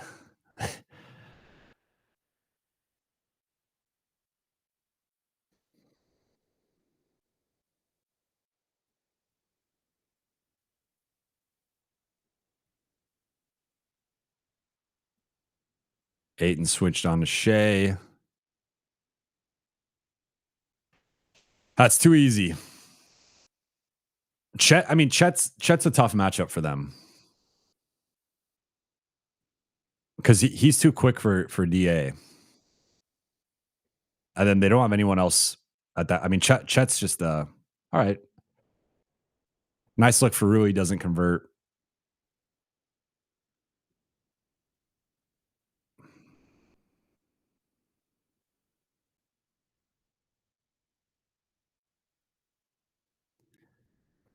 Nice pass from Wallace, but Hardenstein bobbled it. Do not, even if Smart made that, that's a bad shot. Do not like to pull up three in transition.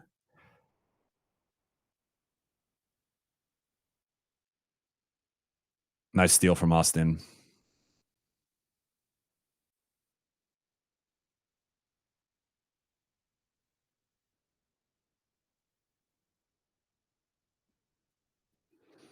All right, Austin. There you go.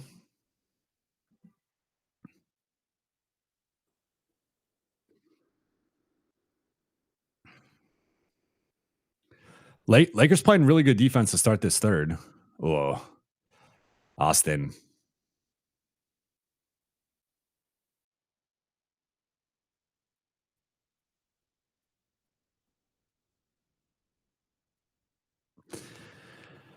Yeah, that's a big swing there. I mean, it's you got to convert there. Lakers are just going too slow through their offense.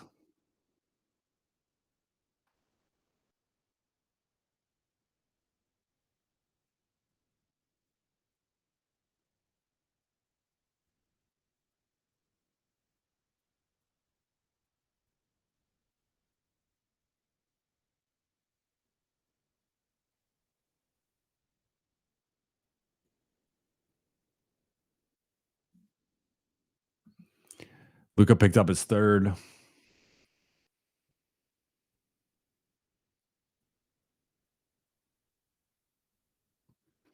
Here's a not so fun stat for you guys. Only 4 players have made more than one shot. Luca, Austin, DeAndre Ayton, and Rui.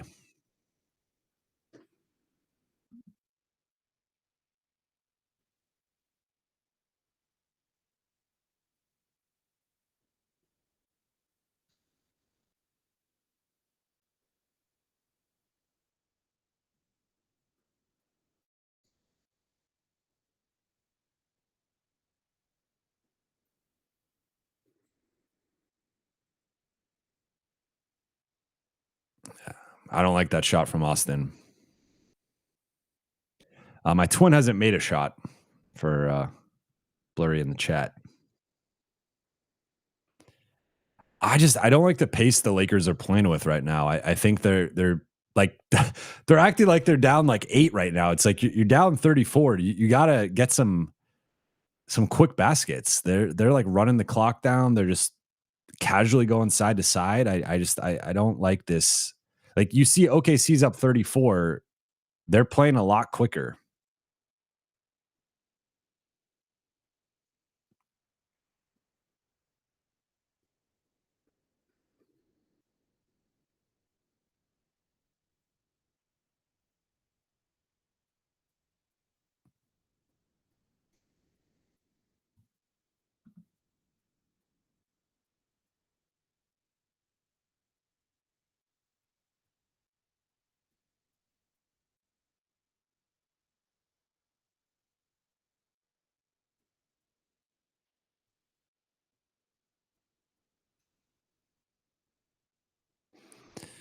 Short from Luca. Good rebound from Aiton. Rui hits the 3.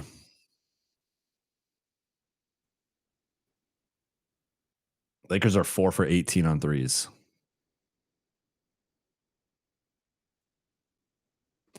Lakers can't get a rebound now.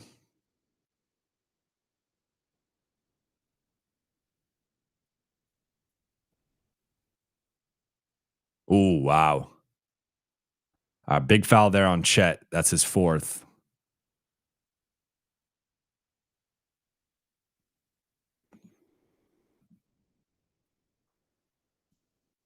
Looks like OKC is going to challenge this. That's iffy. You could argue he grabbed Austin with the left hand. I think with the right hand, it's probably clean, but he might have fouled him before that. We'll see.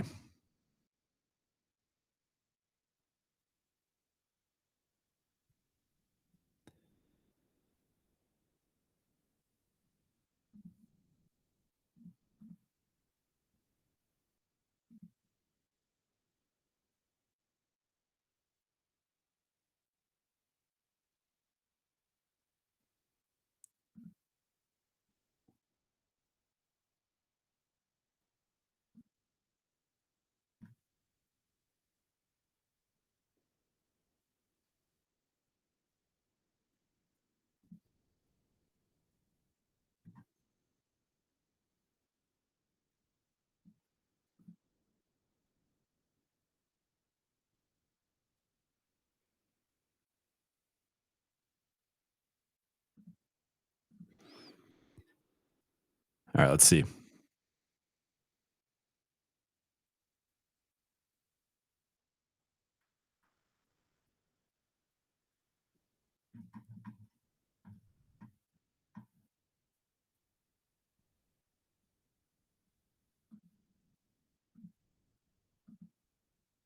Successful challenge for OKC. Wait, did I take out the YouTube people? I didn't mean to.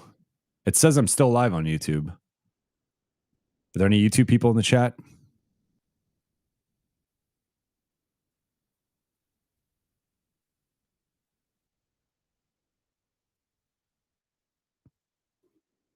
I didn't know I killed the YouTube chat. How did I do that? Yeah, I hadn't noticed that. I didn't do anything differently though.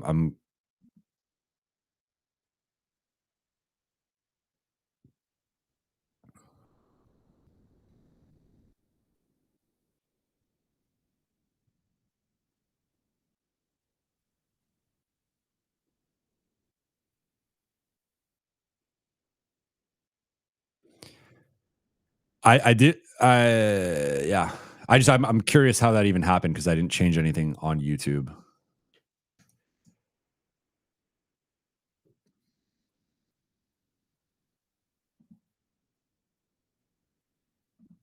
All right.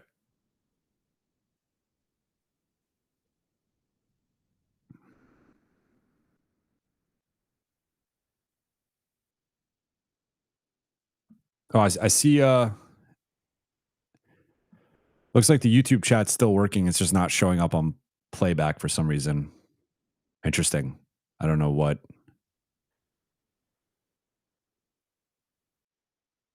happened with that. So to the YouTube people, I can't see your comments right now. I'm only seeing the playback.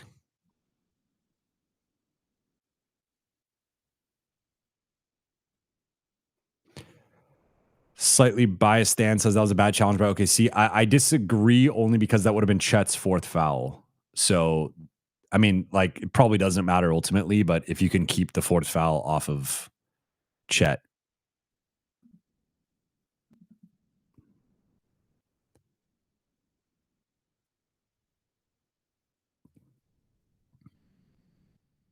Well, Marcus Smart just picked it up. So it didn't matter for Chet. He was going to pick up his fourth foul anyway. That's hilarious. Good play from Marcus. Lakers need more of that.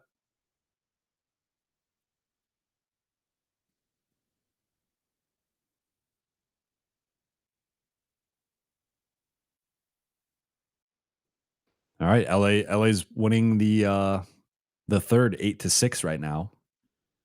9-6.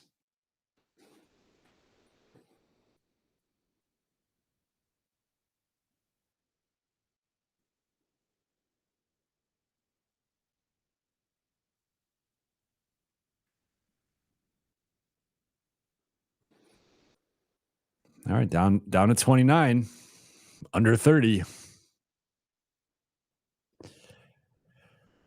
Lakers defense is just I don't even know, man.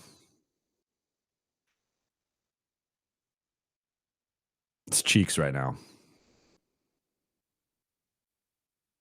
It's way too easy.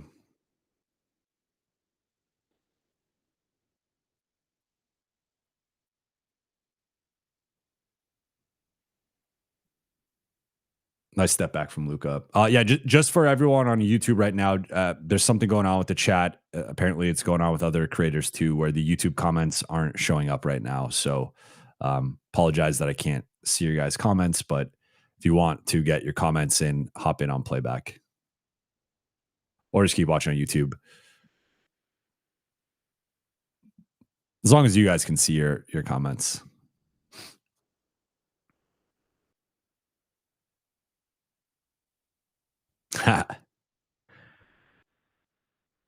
I'm just astonished at how many breakdowns they're having defensively right now.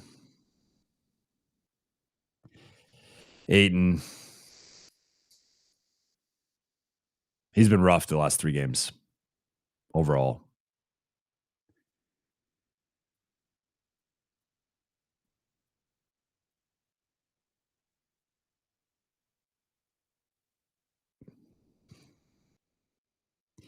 I'll say I've enjoyed Marcus. Like, a few of the shots, he's 1 for 5, 1 for 4 on threes. I could do without some, but he's drawing fouls. He's at least playing with some tenacity.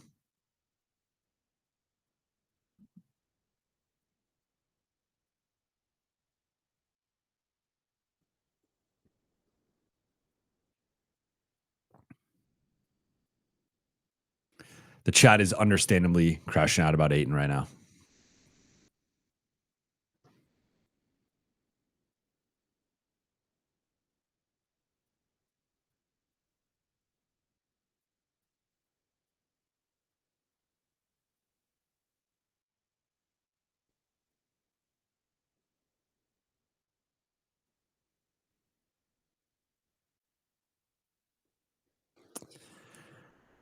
Looks like Aiton just got hit in the face. I'm not sure what happened there. But I mean, Shea, that's rough Luca game. I think this is shaping up to be Luca's worst game of the season. Also, Austin's worst game of the season. And this is the wrong matchup to have your worst game of the season against for both of those guys.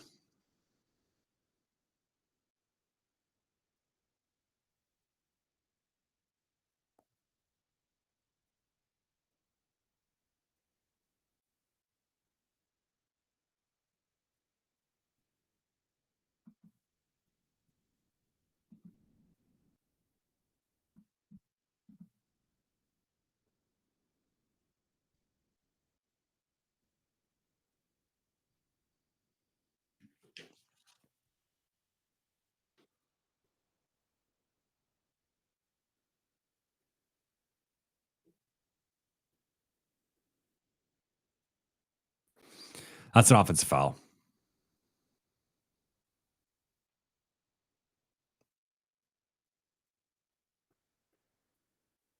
I mean, you could argue Aiton, Luca, and Austin have all had their worst games of the season, to say nothing of the bench.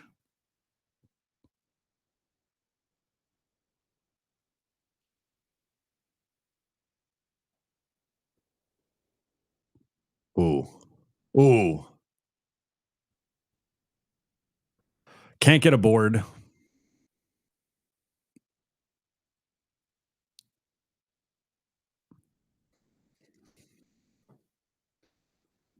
Matthew Jimenez asking if the offense is more Lakers execution or OKC's defense. I think, to be honest, it's more OKC's defense, but certainly an element of Lakers' lack of execution. I mean, they're up to 16 turnovers, though. They've had at least 5 turnovers in every quarter, which is just far too many. They're step slow defensively. They're also pretty, like, the way that the court geometry right now is working out. LA's having their guards often as the last line of defense in the helper spot, and they're just too small to box out OKC and to protect the rim. This is where LeBron, I think, having him is, or not having him, is really missed.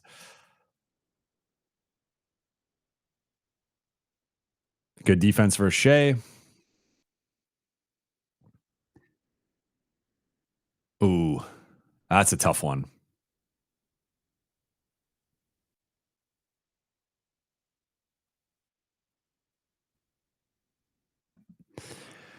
Nico Harrison in the chat. It might be early, but this is the worst game of the season so far. Definitely Lakers' worst game of the season. If you're saying worst game total, it might be. Although, yeah.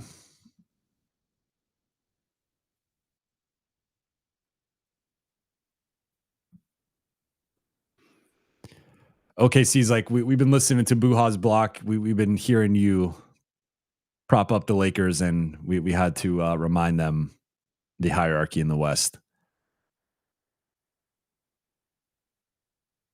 Mo Love, you spoke too soon. Now it's 14-13 in the third. Honestly, if I'm JJ, I think you just bench the guys for the rest of the game. It's over.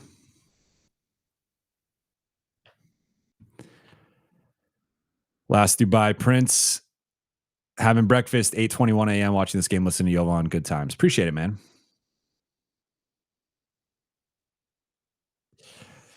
Luca's shot selection tonight has not been great. He just got a T. First T of the season, I believe. Well, I think Mo Love was asking about if Luca's going to get ejected. He might get ejected now.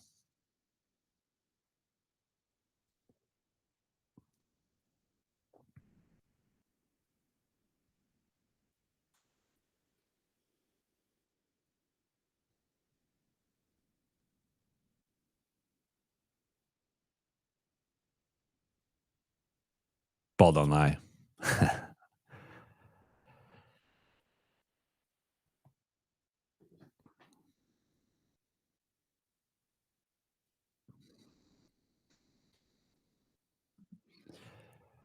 Mitch asks if the Lakers break 75. I think so, but barely. I think they'll probably be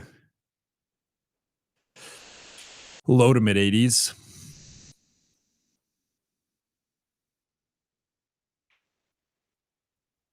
I mean, they've scored. They're on pace to score.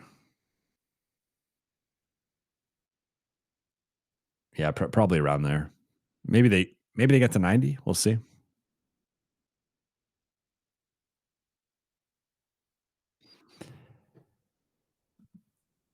Efreza, Jovan, is Rui for Wiggins now more needed than ever?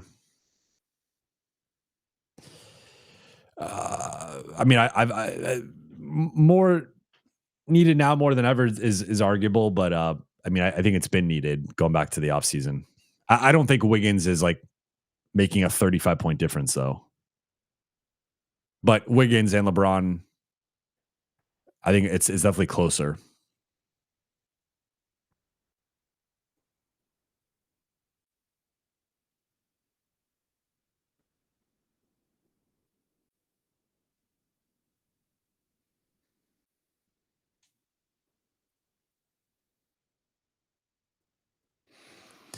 Rough night for Austin.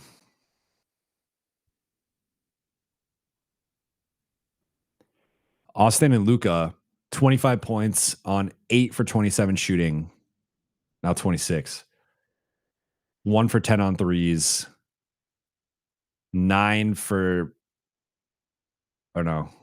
Yeah, 9 for 13 on free throws. 9 turnovers to 5 assists. I think this is where you pull Luca and Austin.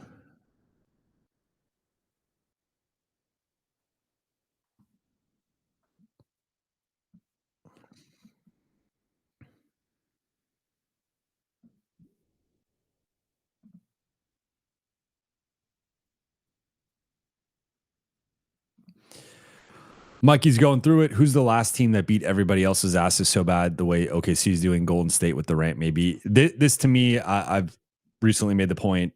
I think they're probably the closest thing we've seen to the Durant Warriors. Like that's a special team that's in a different that's hollowed ground. Golden State. I mean, excuse me. OKC would have to win multiple titles in emphatic fashion to be considered in that same breath. And even then, I think it's going to be really like that group. You know, one of the best, if not arguably the best team of all time. But we have that. I mean, this is probably the closest thing in terms of. I think going back through the Raptors, the Lakers, the Bucks, the Warriors, the Nuggets, the Celtics, then last year's Thunder. Like I think this year's Thunder might be the best of all those teams, but we'll see. At Freza, the lack of athleticism is blaring tonight. Yeah, I mean, and that's bad for this matchup in particular.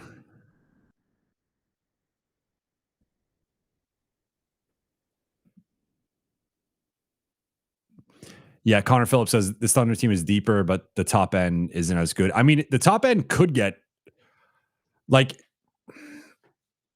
I mean, Shea. I'd still take Steph and that version of KD over Shea, but like he's making it more of a conversation. But then the question is, can J Dub or Chet ascend to? I mean, I think at the time they had two of the top three players in the league. I think it was LeBron, KD, Steph, or you could argue Steph versus KD's 2-3, but they had two of the top three players, which we haven't really seen since Kobe and Shaq together. Maybe the first year of LeBron Wade, arguable, but I think Wade might have been a little bit lower than top three. So I don't know if Chet or J Dub could get to that level, but yeah, I mean, I think the other thing is like Golden State had four of those guys, right? Because you had Steph and KD, and then you also had Clay, and you also had Draymond. You could argue they had at a minimum 4 top 20 guys and arguably 4 top 15 guys, which is just a collection of talent. Like even the Bulls didn't have that. We've maybe never seen that high of a collection of talent together at one time. Like the fourth guy is what really changes it. Pieter says, low key, you need to do this more. This is pretty litty. Yeah, I definitely want to do this more. I'm not sure if I'm going to do this every game, but or every game I'm not at, but I definitely want to do this more consistently. This is fun.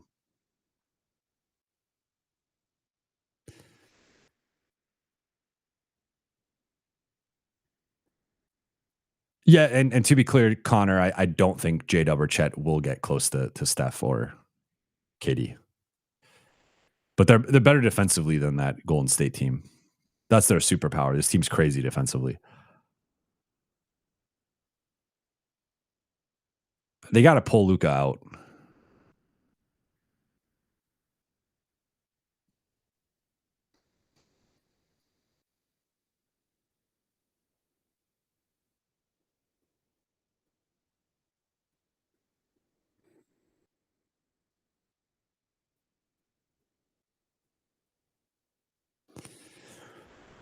This is a beat down.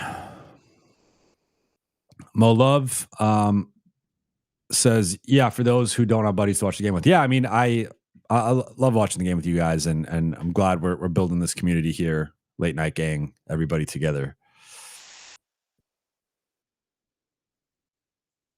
All right.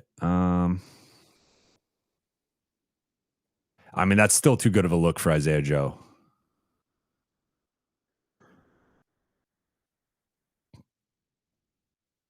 All right, Luca's getting his points now.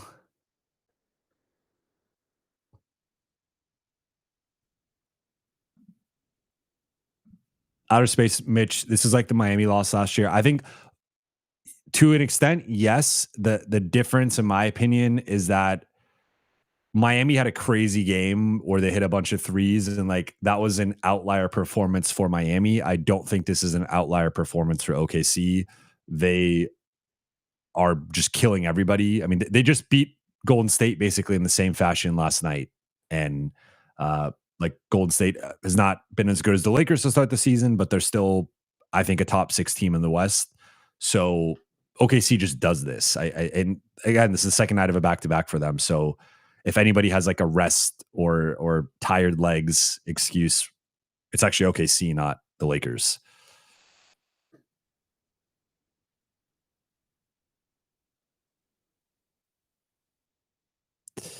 Blurry says, I would equate it to the Miami loss that there was no effort loss. This is just a lack of offense loss.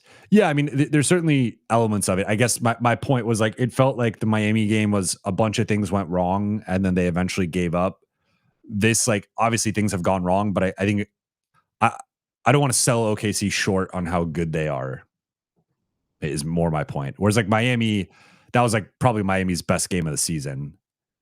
Vando got the three. There we go. I would have lost money if I I lost.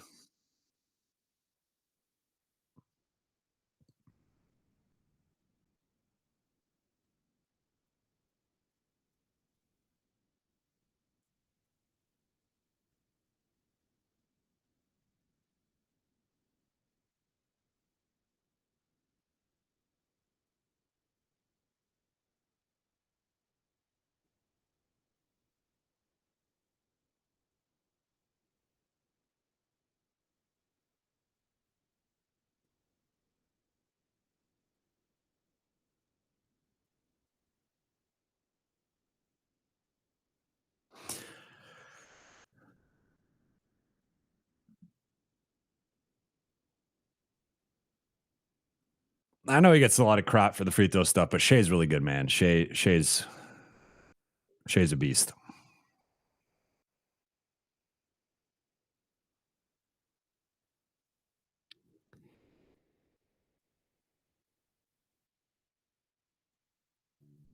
And that's like also, I think of note, like that's on Jake, and Jake has got probably a good 20, 25 pounds on Shea. So like that's a big dude he's pushing off on.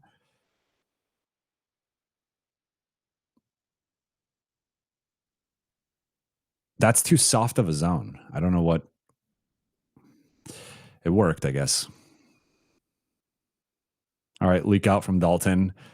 Dalton is a one of my favorite Dalton things is Dalton is a crunch time all-star. Or sorry, a garbage time all-star.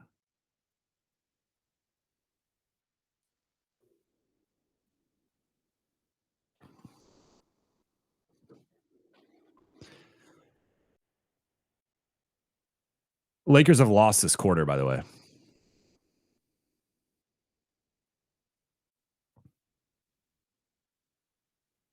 Ooh,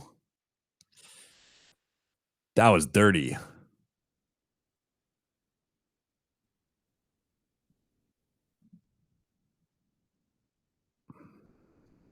That was dirty. Game recognized game. That was dirty. Freza asks if this loss will ignite Reeves trade talks, or is that an overreaction? I mean, it will ignite it in the chat. I will get questions and probably some super chats tonight about trading Austin. I think it's an overreaction to one game. Like you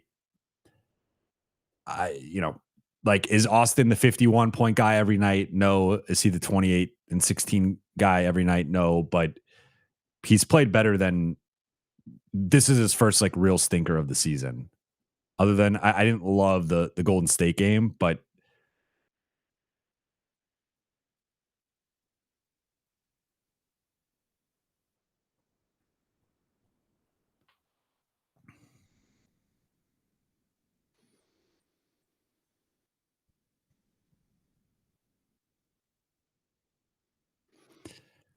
Blurry wants me to destroy my bookcase, man. Listen, this is sacred. I can't destroy.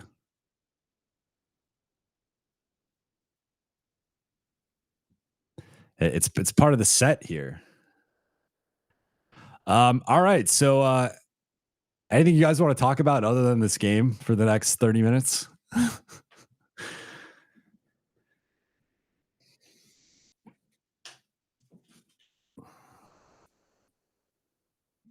Jay Spare's asking what's everyone's favorite Pokemon. It's got to be Charizard, right?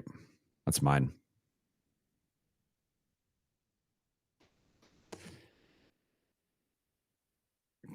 Connor asked, "Do you think this game moves the front office in either direction in terms of trade decisions?" I mean, I think to quote JJ and one of the terms that he likes to use is reference point.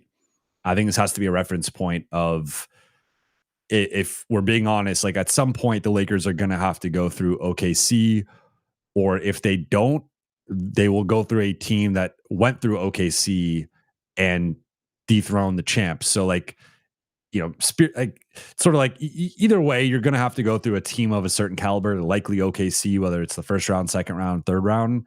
So this is a like kind of a reminder of the gap right now between these two teams. Neither team is at full strength. Again, I think LeBron and Gabe do make a difference on the Lakers side, but we also have to acknowledge J Dub and Lou Dort make a difference on the OKC side.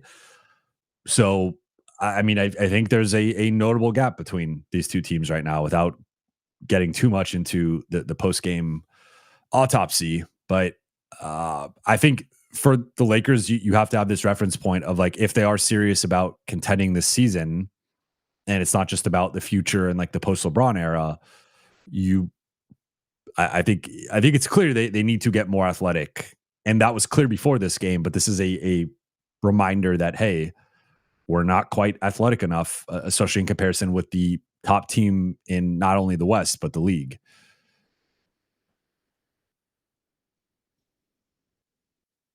Mo Love asking about Kobe and Shaq running the pick and roll. That would have been crazy.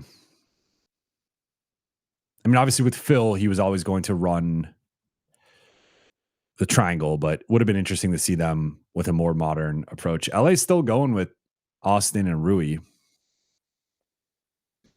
They're asking my go-to beer. I like a Stella. I'm a big like wheat guy, so Hefeweizen. My wife's probably gonna kill me for pronunciation there, but I do like Stella, Blue Moon, Mango Cart. I am admittedly more of like a kind of like wheat or fruity type beer. I will. I like drinks that taste good, but like blondes and wheats are typically my two favorite beers. Ah, man, that's I don't know why these guys are still in the game.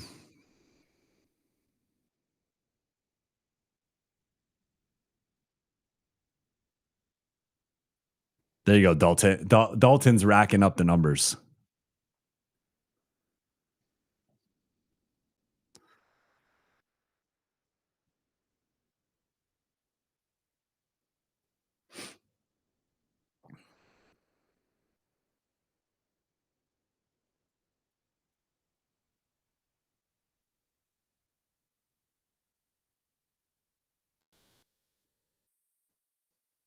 I'm guessing Luca's done for the night, but I don't know why 4 of the 5 starters are still in.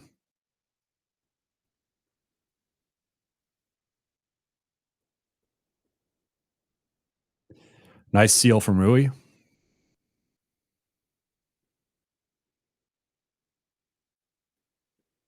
Down to 31.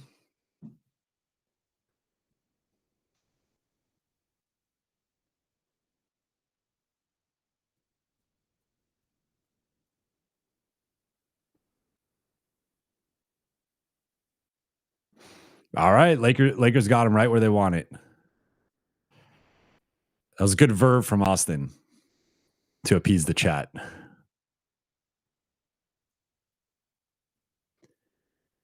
Yeah, I mean, again, I referenced the 12 to 13 turnovers.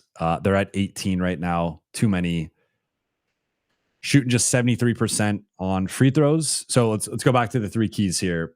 I said turnovers in the possession game. So 18 turnovers for the Lakers, 7 for OKC, minus 11 in turnovers. That has been reflected by OKC's taken 14 more shots than the Lakers. So they've lost the possession battle, and points off of turnovers are 24-8 in OKC's favor. Then you got the free throw battle, which I said they needed to win that by like 8-12. They have taken 4 more free throw attempts than OKC and made the same amount. So for all intents and purposes, they've basically tied the free throw battle. Doesn't matter how many you attempt if you're not making them. So losing the turnover battle and possession battle, losing or tying the free throw battle, and then Chet versus Austin. Chet hasn't even had that good of a game, and he's been in foul trouble, but I think he's overall played better than Austin and been more impactful. So Shea has outplayed Luka. Chet has outplayed Austin. You factor in the turnovers, the possession game, the free throws, like Lakers just aren't. OKC's made 13 more shots, 3 more threes, tied them at the free throw line. They're now winning the rebounding battle. Like you can't win that way. That's just that's how you lose by 30.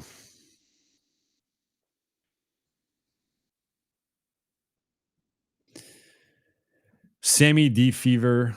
Aiton has been asked tonight. I would argue he's. I'm not going to go as far as to call him that, but I think Aiton has been disappointing for 3 straight games, in my opinion.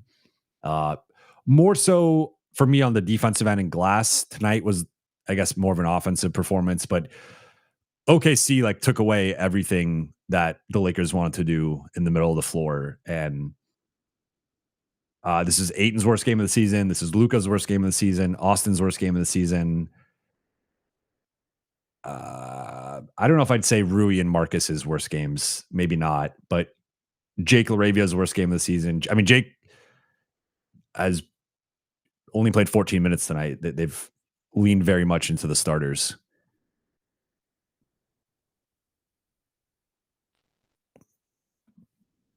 Freza Jovan, this is a really deflating loss. Vibes were great. Who knows after this?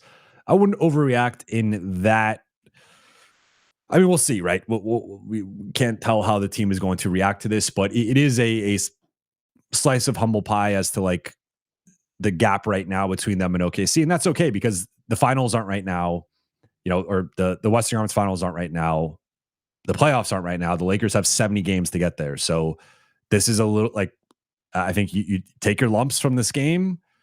You definitely review the film, you learn from it, and you move forward. But I think one thing we can take from this matchup is like they're going to have to get better against OKC's defense in terms of their execution and their approach. And some of these guys, they just have to be better defensively. And again, I think there's like a little bit of a limitation there, right? I don't think this is ever going to be like an elite defense, but they have to certainly be better. Like you can't defend at this level and expect to win games against elite teams. Lakers are up to a 90 offensive rating. That's a positive. But a 126 defensive rating.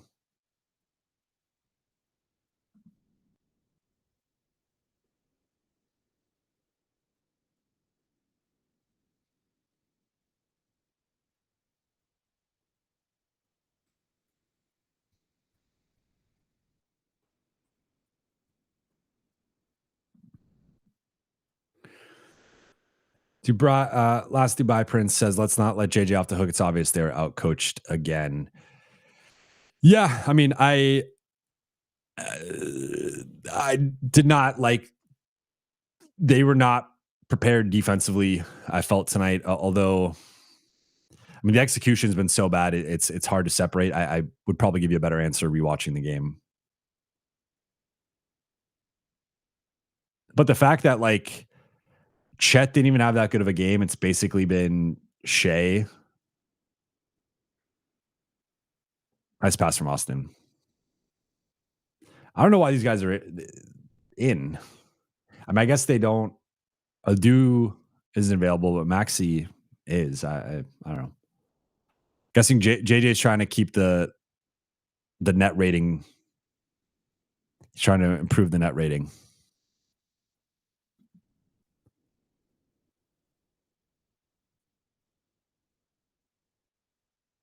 Do you guys want me? Should I just go straight into the post game after this?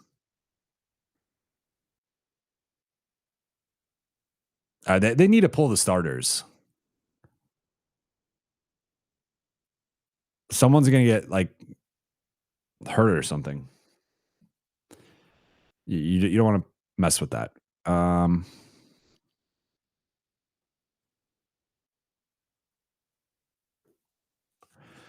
Ashwin asking why not start the post game now? I mean, just for the numbers and stuff. Like I want to know what the final score was. I mean, I guess I could update it as we go, but you never know. Maybe they have a 35-point comeback in 8 minutes.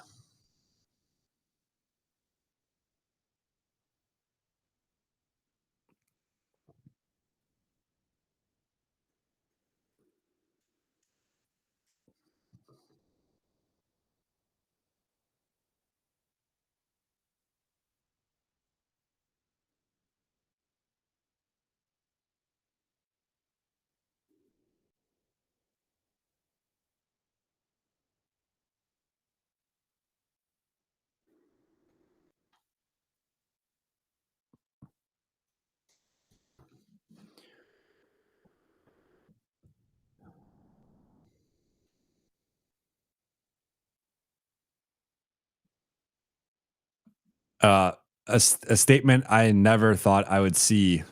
This is when you need a JHS or Malik. Malik, you could talk me into JHS. That one. Well, I don't know if Kobe's actually shared this on the pod, but I can now say this because time has passed. Uh, we were watching JHS's summer league debut for the Lakers, and within like 3 minutes, I just turned to Kobe, and we barely knew each other because that was his first year on the beat, and I'm just like, this dude sucks, and I'm completely out on JHS. Like, I don't think he's good. I don't think he's going to be good. I think he's going to be out of the league soon, and that's like one of my gut reactions that I'm most proud of because I mean he was out of the league in 2 years.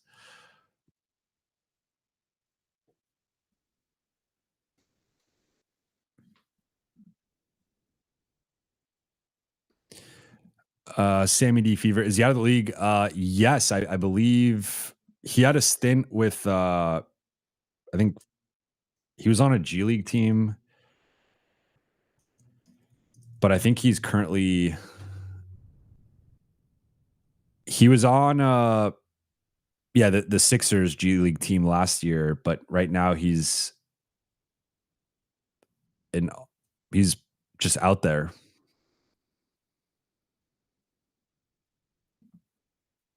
Free agent.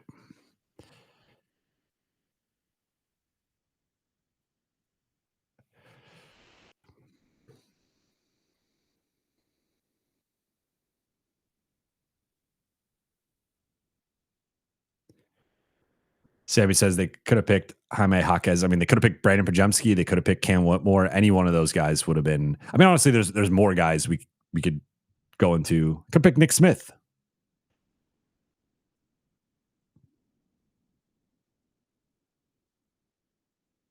All right, they finally cleared the bench. The offense is going to be pretty ugly with this group, but look, they're 73, so they'll probably get into the mid 80s. Maybe they even crack 90. They're probably going to give up 125. There's Dalton.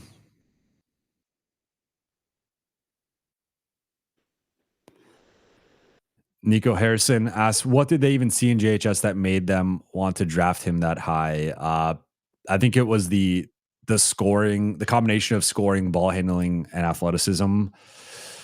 Clearly was a miscalculation, and I don't think mock drafts are everything, but I remember like one of my first things, because I'm not the biggest college basketball guy. I'm just so locked into NBA and honestly not the biggest fan of college basketball as a sport. I think, I think NBA basketball is just higher quality basketball, and I enjoy watching it more, and it keeps me plenty busy. But I do like one of the first things I do whenever the Lakers draft someone is I will start to watch film on them. I have Synergy, so I'll watch some Synergy. I'll watch some of their like best games on YouTube, like the condensed packages, and then I'll also go through the mock drafts and see the different comments. And like Sam Vecini from the Athletic has a great breakdown for like basically the top 100 prospects. He does like a super in depth breakdown of who their parents were and like what they did in middle and high school and all this stuff. I just remember with JHS being like, a lot of people had this guy as like a late first round pick. And it's interesting that the Lakers took him this high. And like when you're calling your shot like that and taking a guy earlier than projected, like I don't think any mock draft out there had him as a projected top 20 guy. And again, not that the mocks are always right and not that the consensus is always right, but when you're going to go away from consensus, you can't be wrong. And the fact that they had Jaquez in their backyard and Cam Whitmore was a guy that they had been interested in and there were some concerns with his knee and stuff, but like to have Whitmore slip and then what's interesting is like they had interest in Misi and they had interest in why am I blanking on the Orlando guy right now? This is gonna bother me. Not De Silva, yes. Don't know why I forgot his name, but they're high on Misi and De Silva, and then Dalton slipped, but then they didn't want to do the mistake of passing on the Cam Whitmore, so that they and look at the time Dalton was a projected lottery pick, so it's like it's hard to say that you had to pass on him, but like if we're being Misi was more of a need for the Lakers than Dalton was. They didn't necessarily need a sniper. They needed a young athletic big, and they ultimately passed on him. And we'll see how that ages overall. But right now, I'd probably rather have Misi.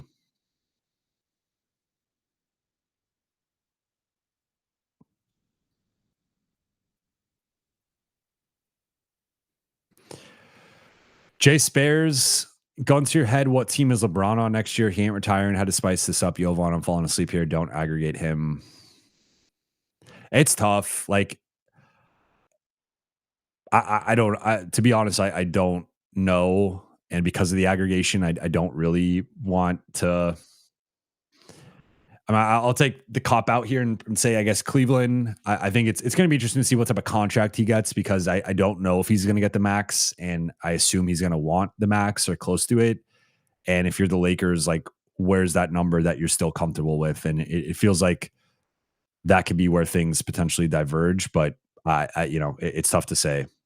I mean, look, if the Lakers make the conference finals, like maybe he's back and maybe they figure out some sort of team friendly contract that works for both sides. So I don't want to rule out him remaining a Laker. I will say with the Knicks, I think one of the things that we have to remember is like, they botched that 2010 presentation to him. I think he's been on, I don't think he's the biggest fan of Dolan and that is, a factor. So I don't know if he'd go to the Knicks, though he does have the relationship with Leon.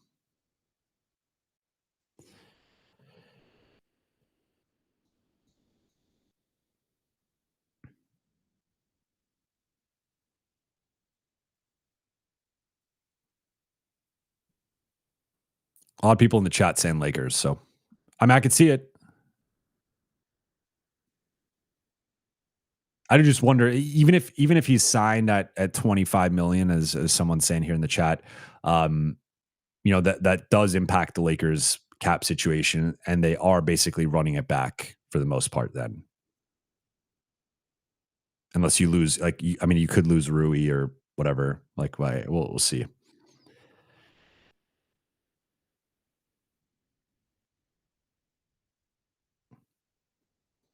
All right, there you go. Lakers crack 80.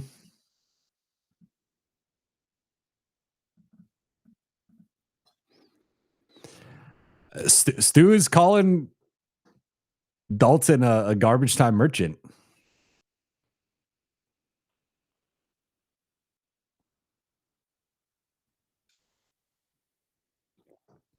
Not in so many words, but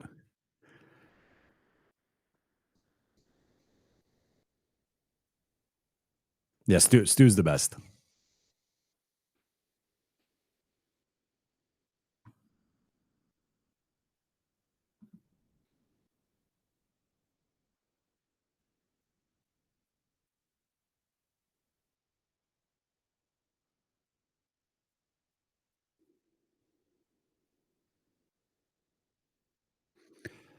There's some good defense.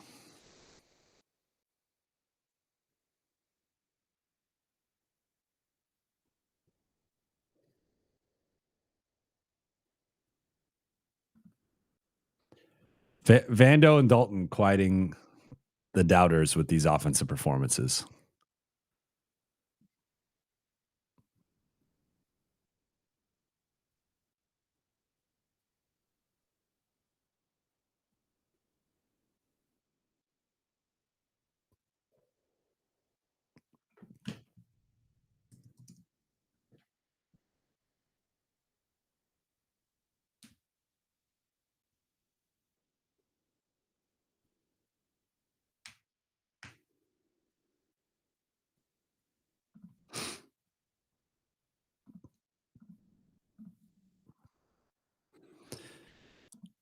Last Dubai Prince says must win game versus Bucks second night of a back to back. Yeah, that does put a lot of pressure on that game for LA to not have a negative road trip in terms of going under 500. But that's a really tough second night of a back to back game.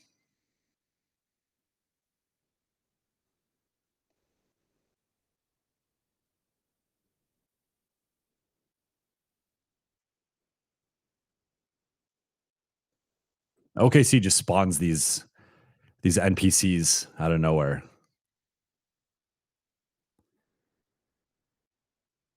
Maxi,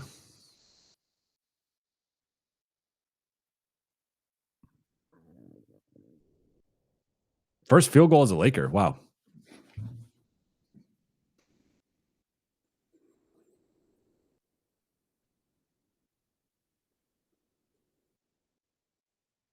Ooh.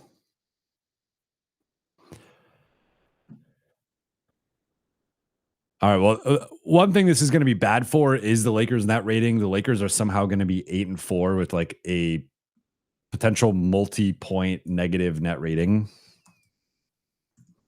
Net rating isn't everything, but it is typically a sign of how good you are.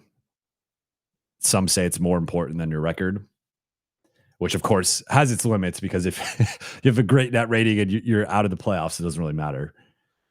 But right now, Lakers are, yeah, I mean, they have a +1 net rating. So it's certainly going to, I mean, they might be like -4 by the end of this game.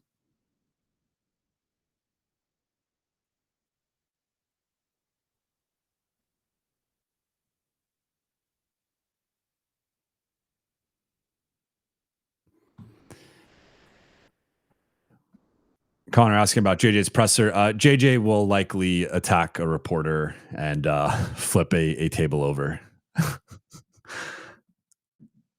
I wish I was there for that.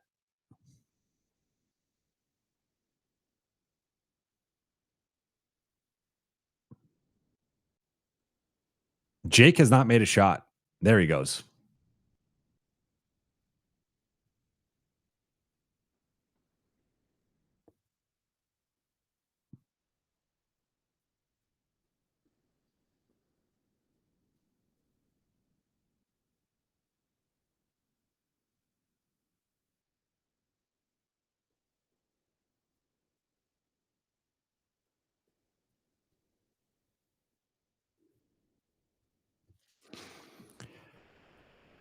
Jay Spares with the comment of the evening. Wait, in all seriousness, Jovan looks nothing like Jake. That is correct. And told you, Dalton racking up the garbage time jumpers. He's up to 16.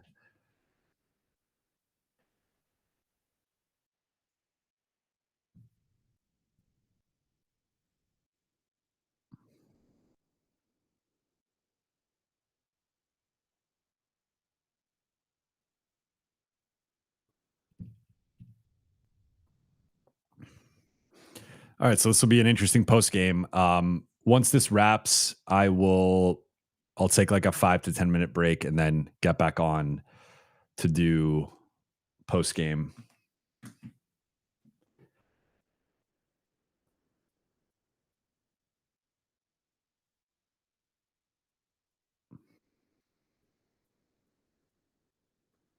Appreciate you guys for for rocking with me. The numbers didn't really change. I mean, they fluctuated a little bit throughout the whole show, but pretty consistent.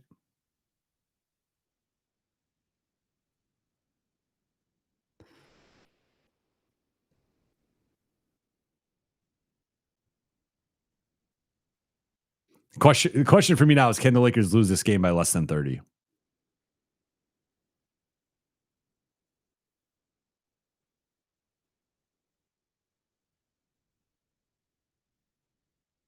Jake got fouled. So yeah, they'll probably lose by less than 30. Or maybe, well, with Jake's free throw shooting, it might be exactly 30.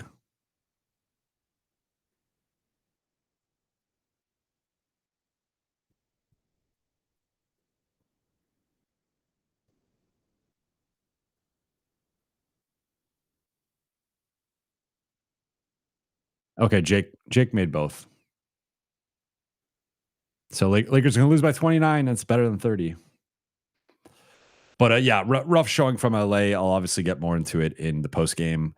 But we'll wrap once this game is over, which it's about to be. 20 seconds left. They're going to dribble it out.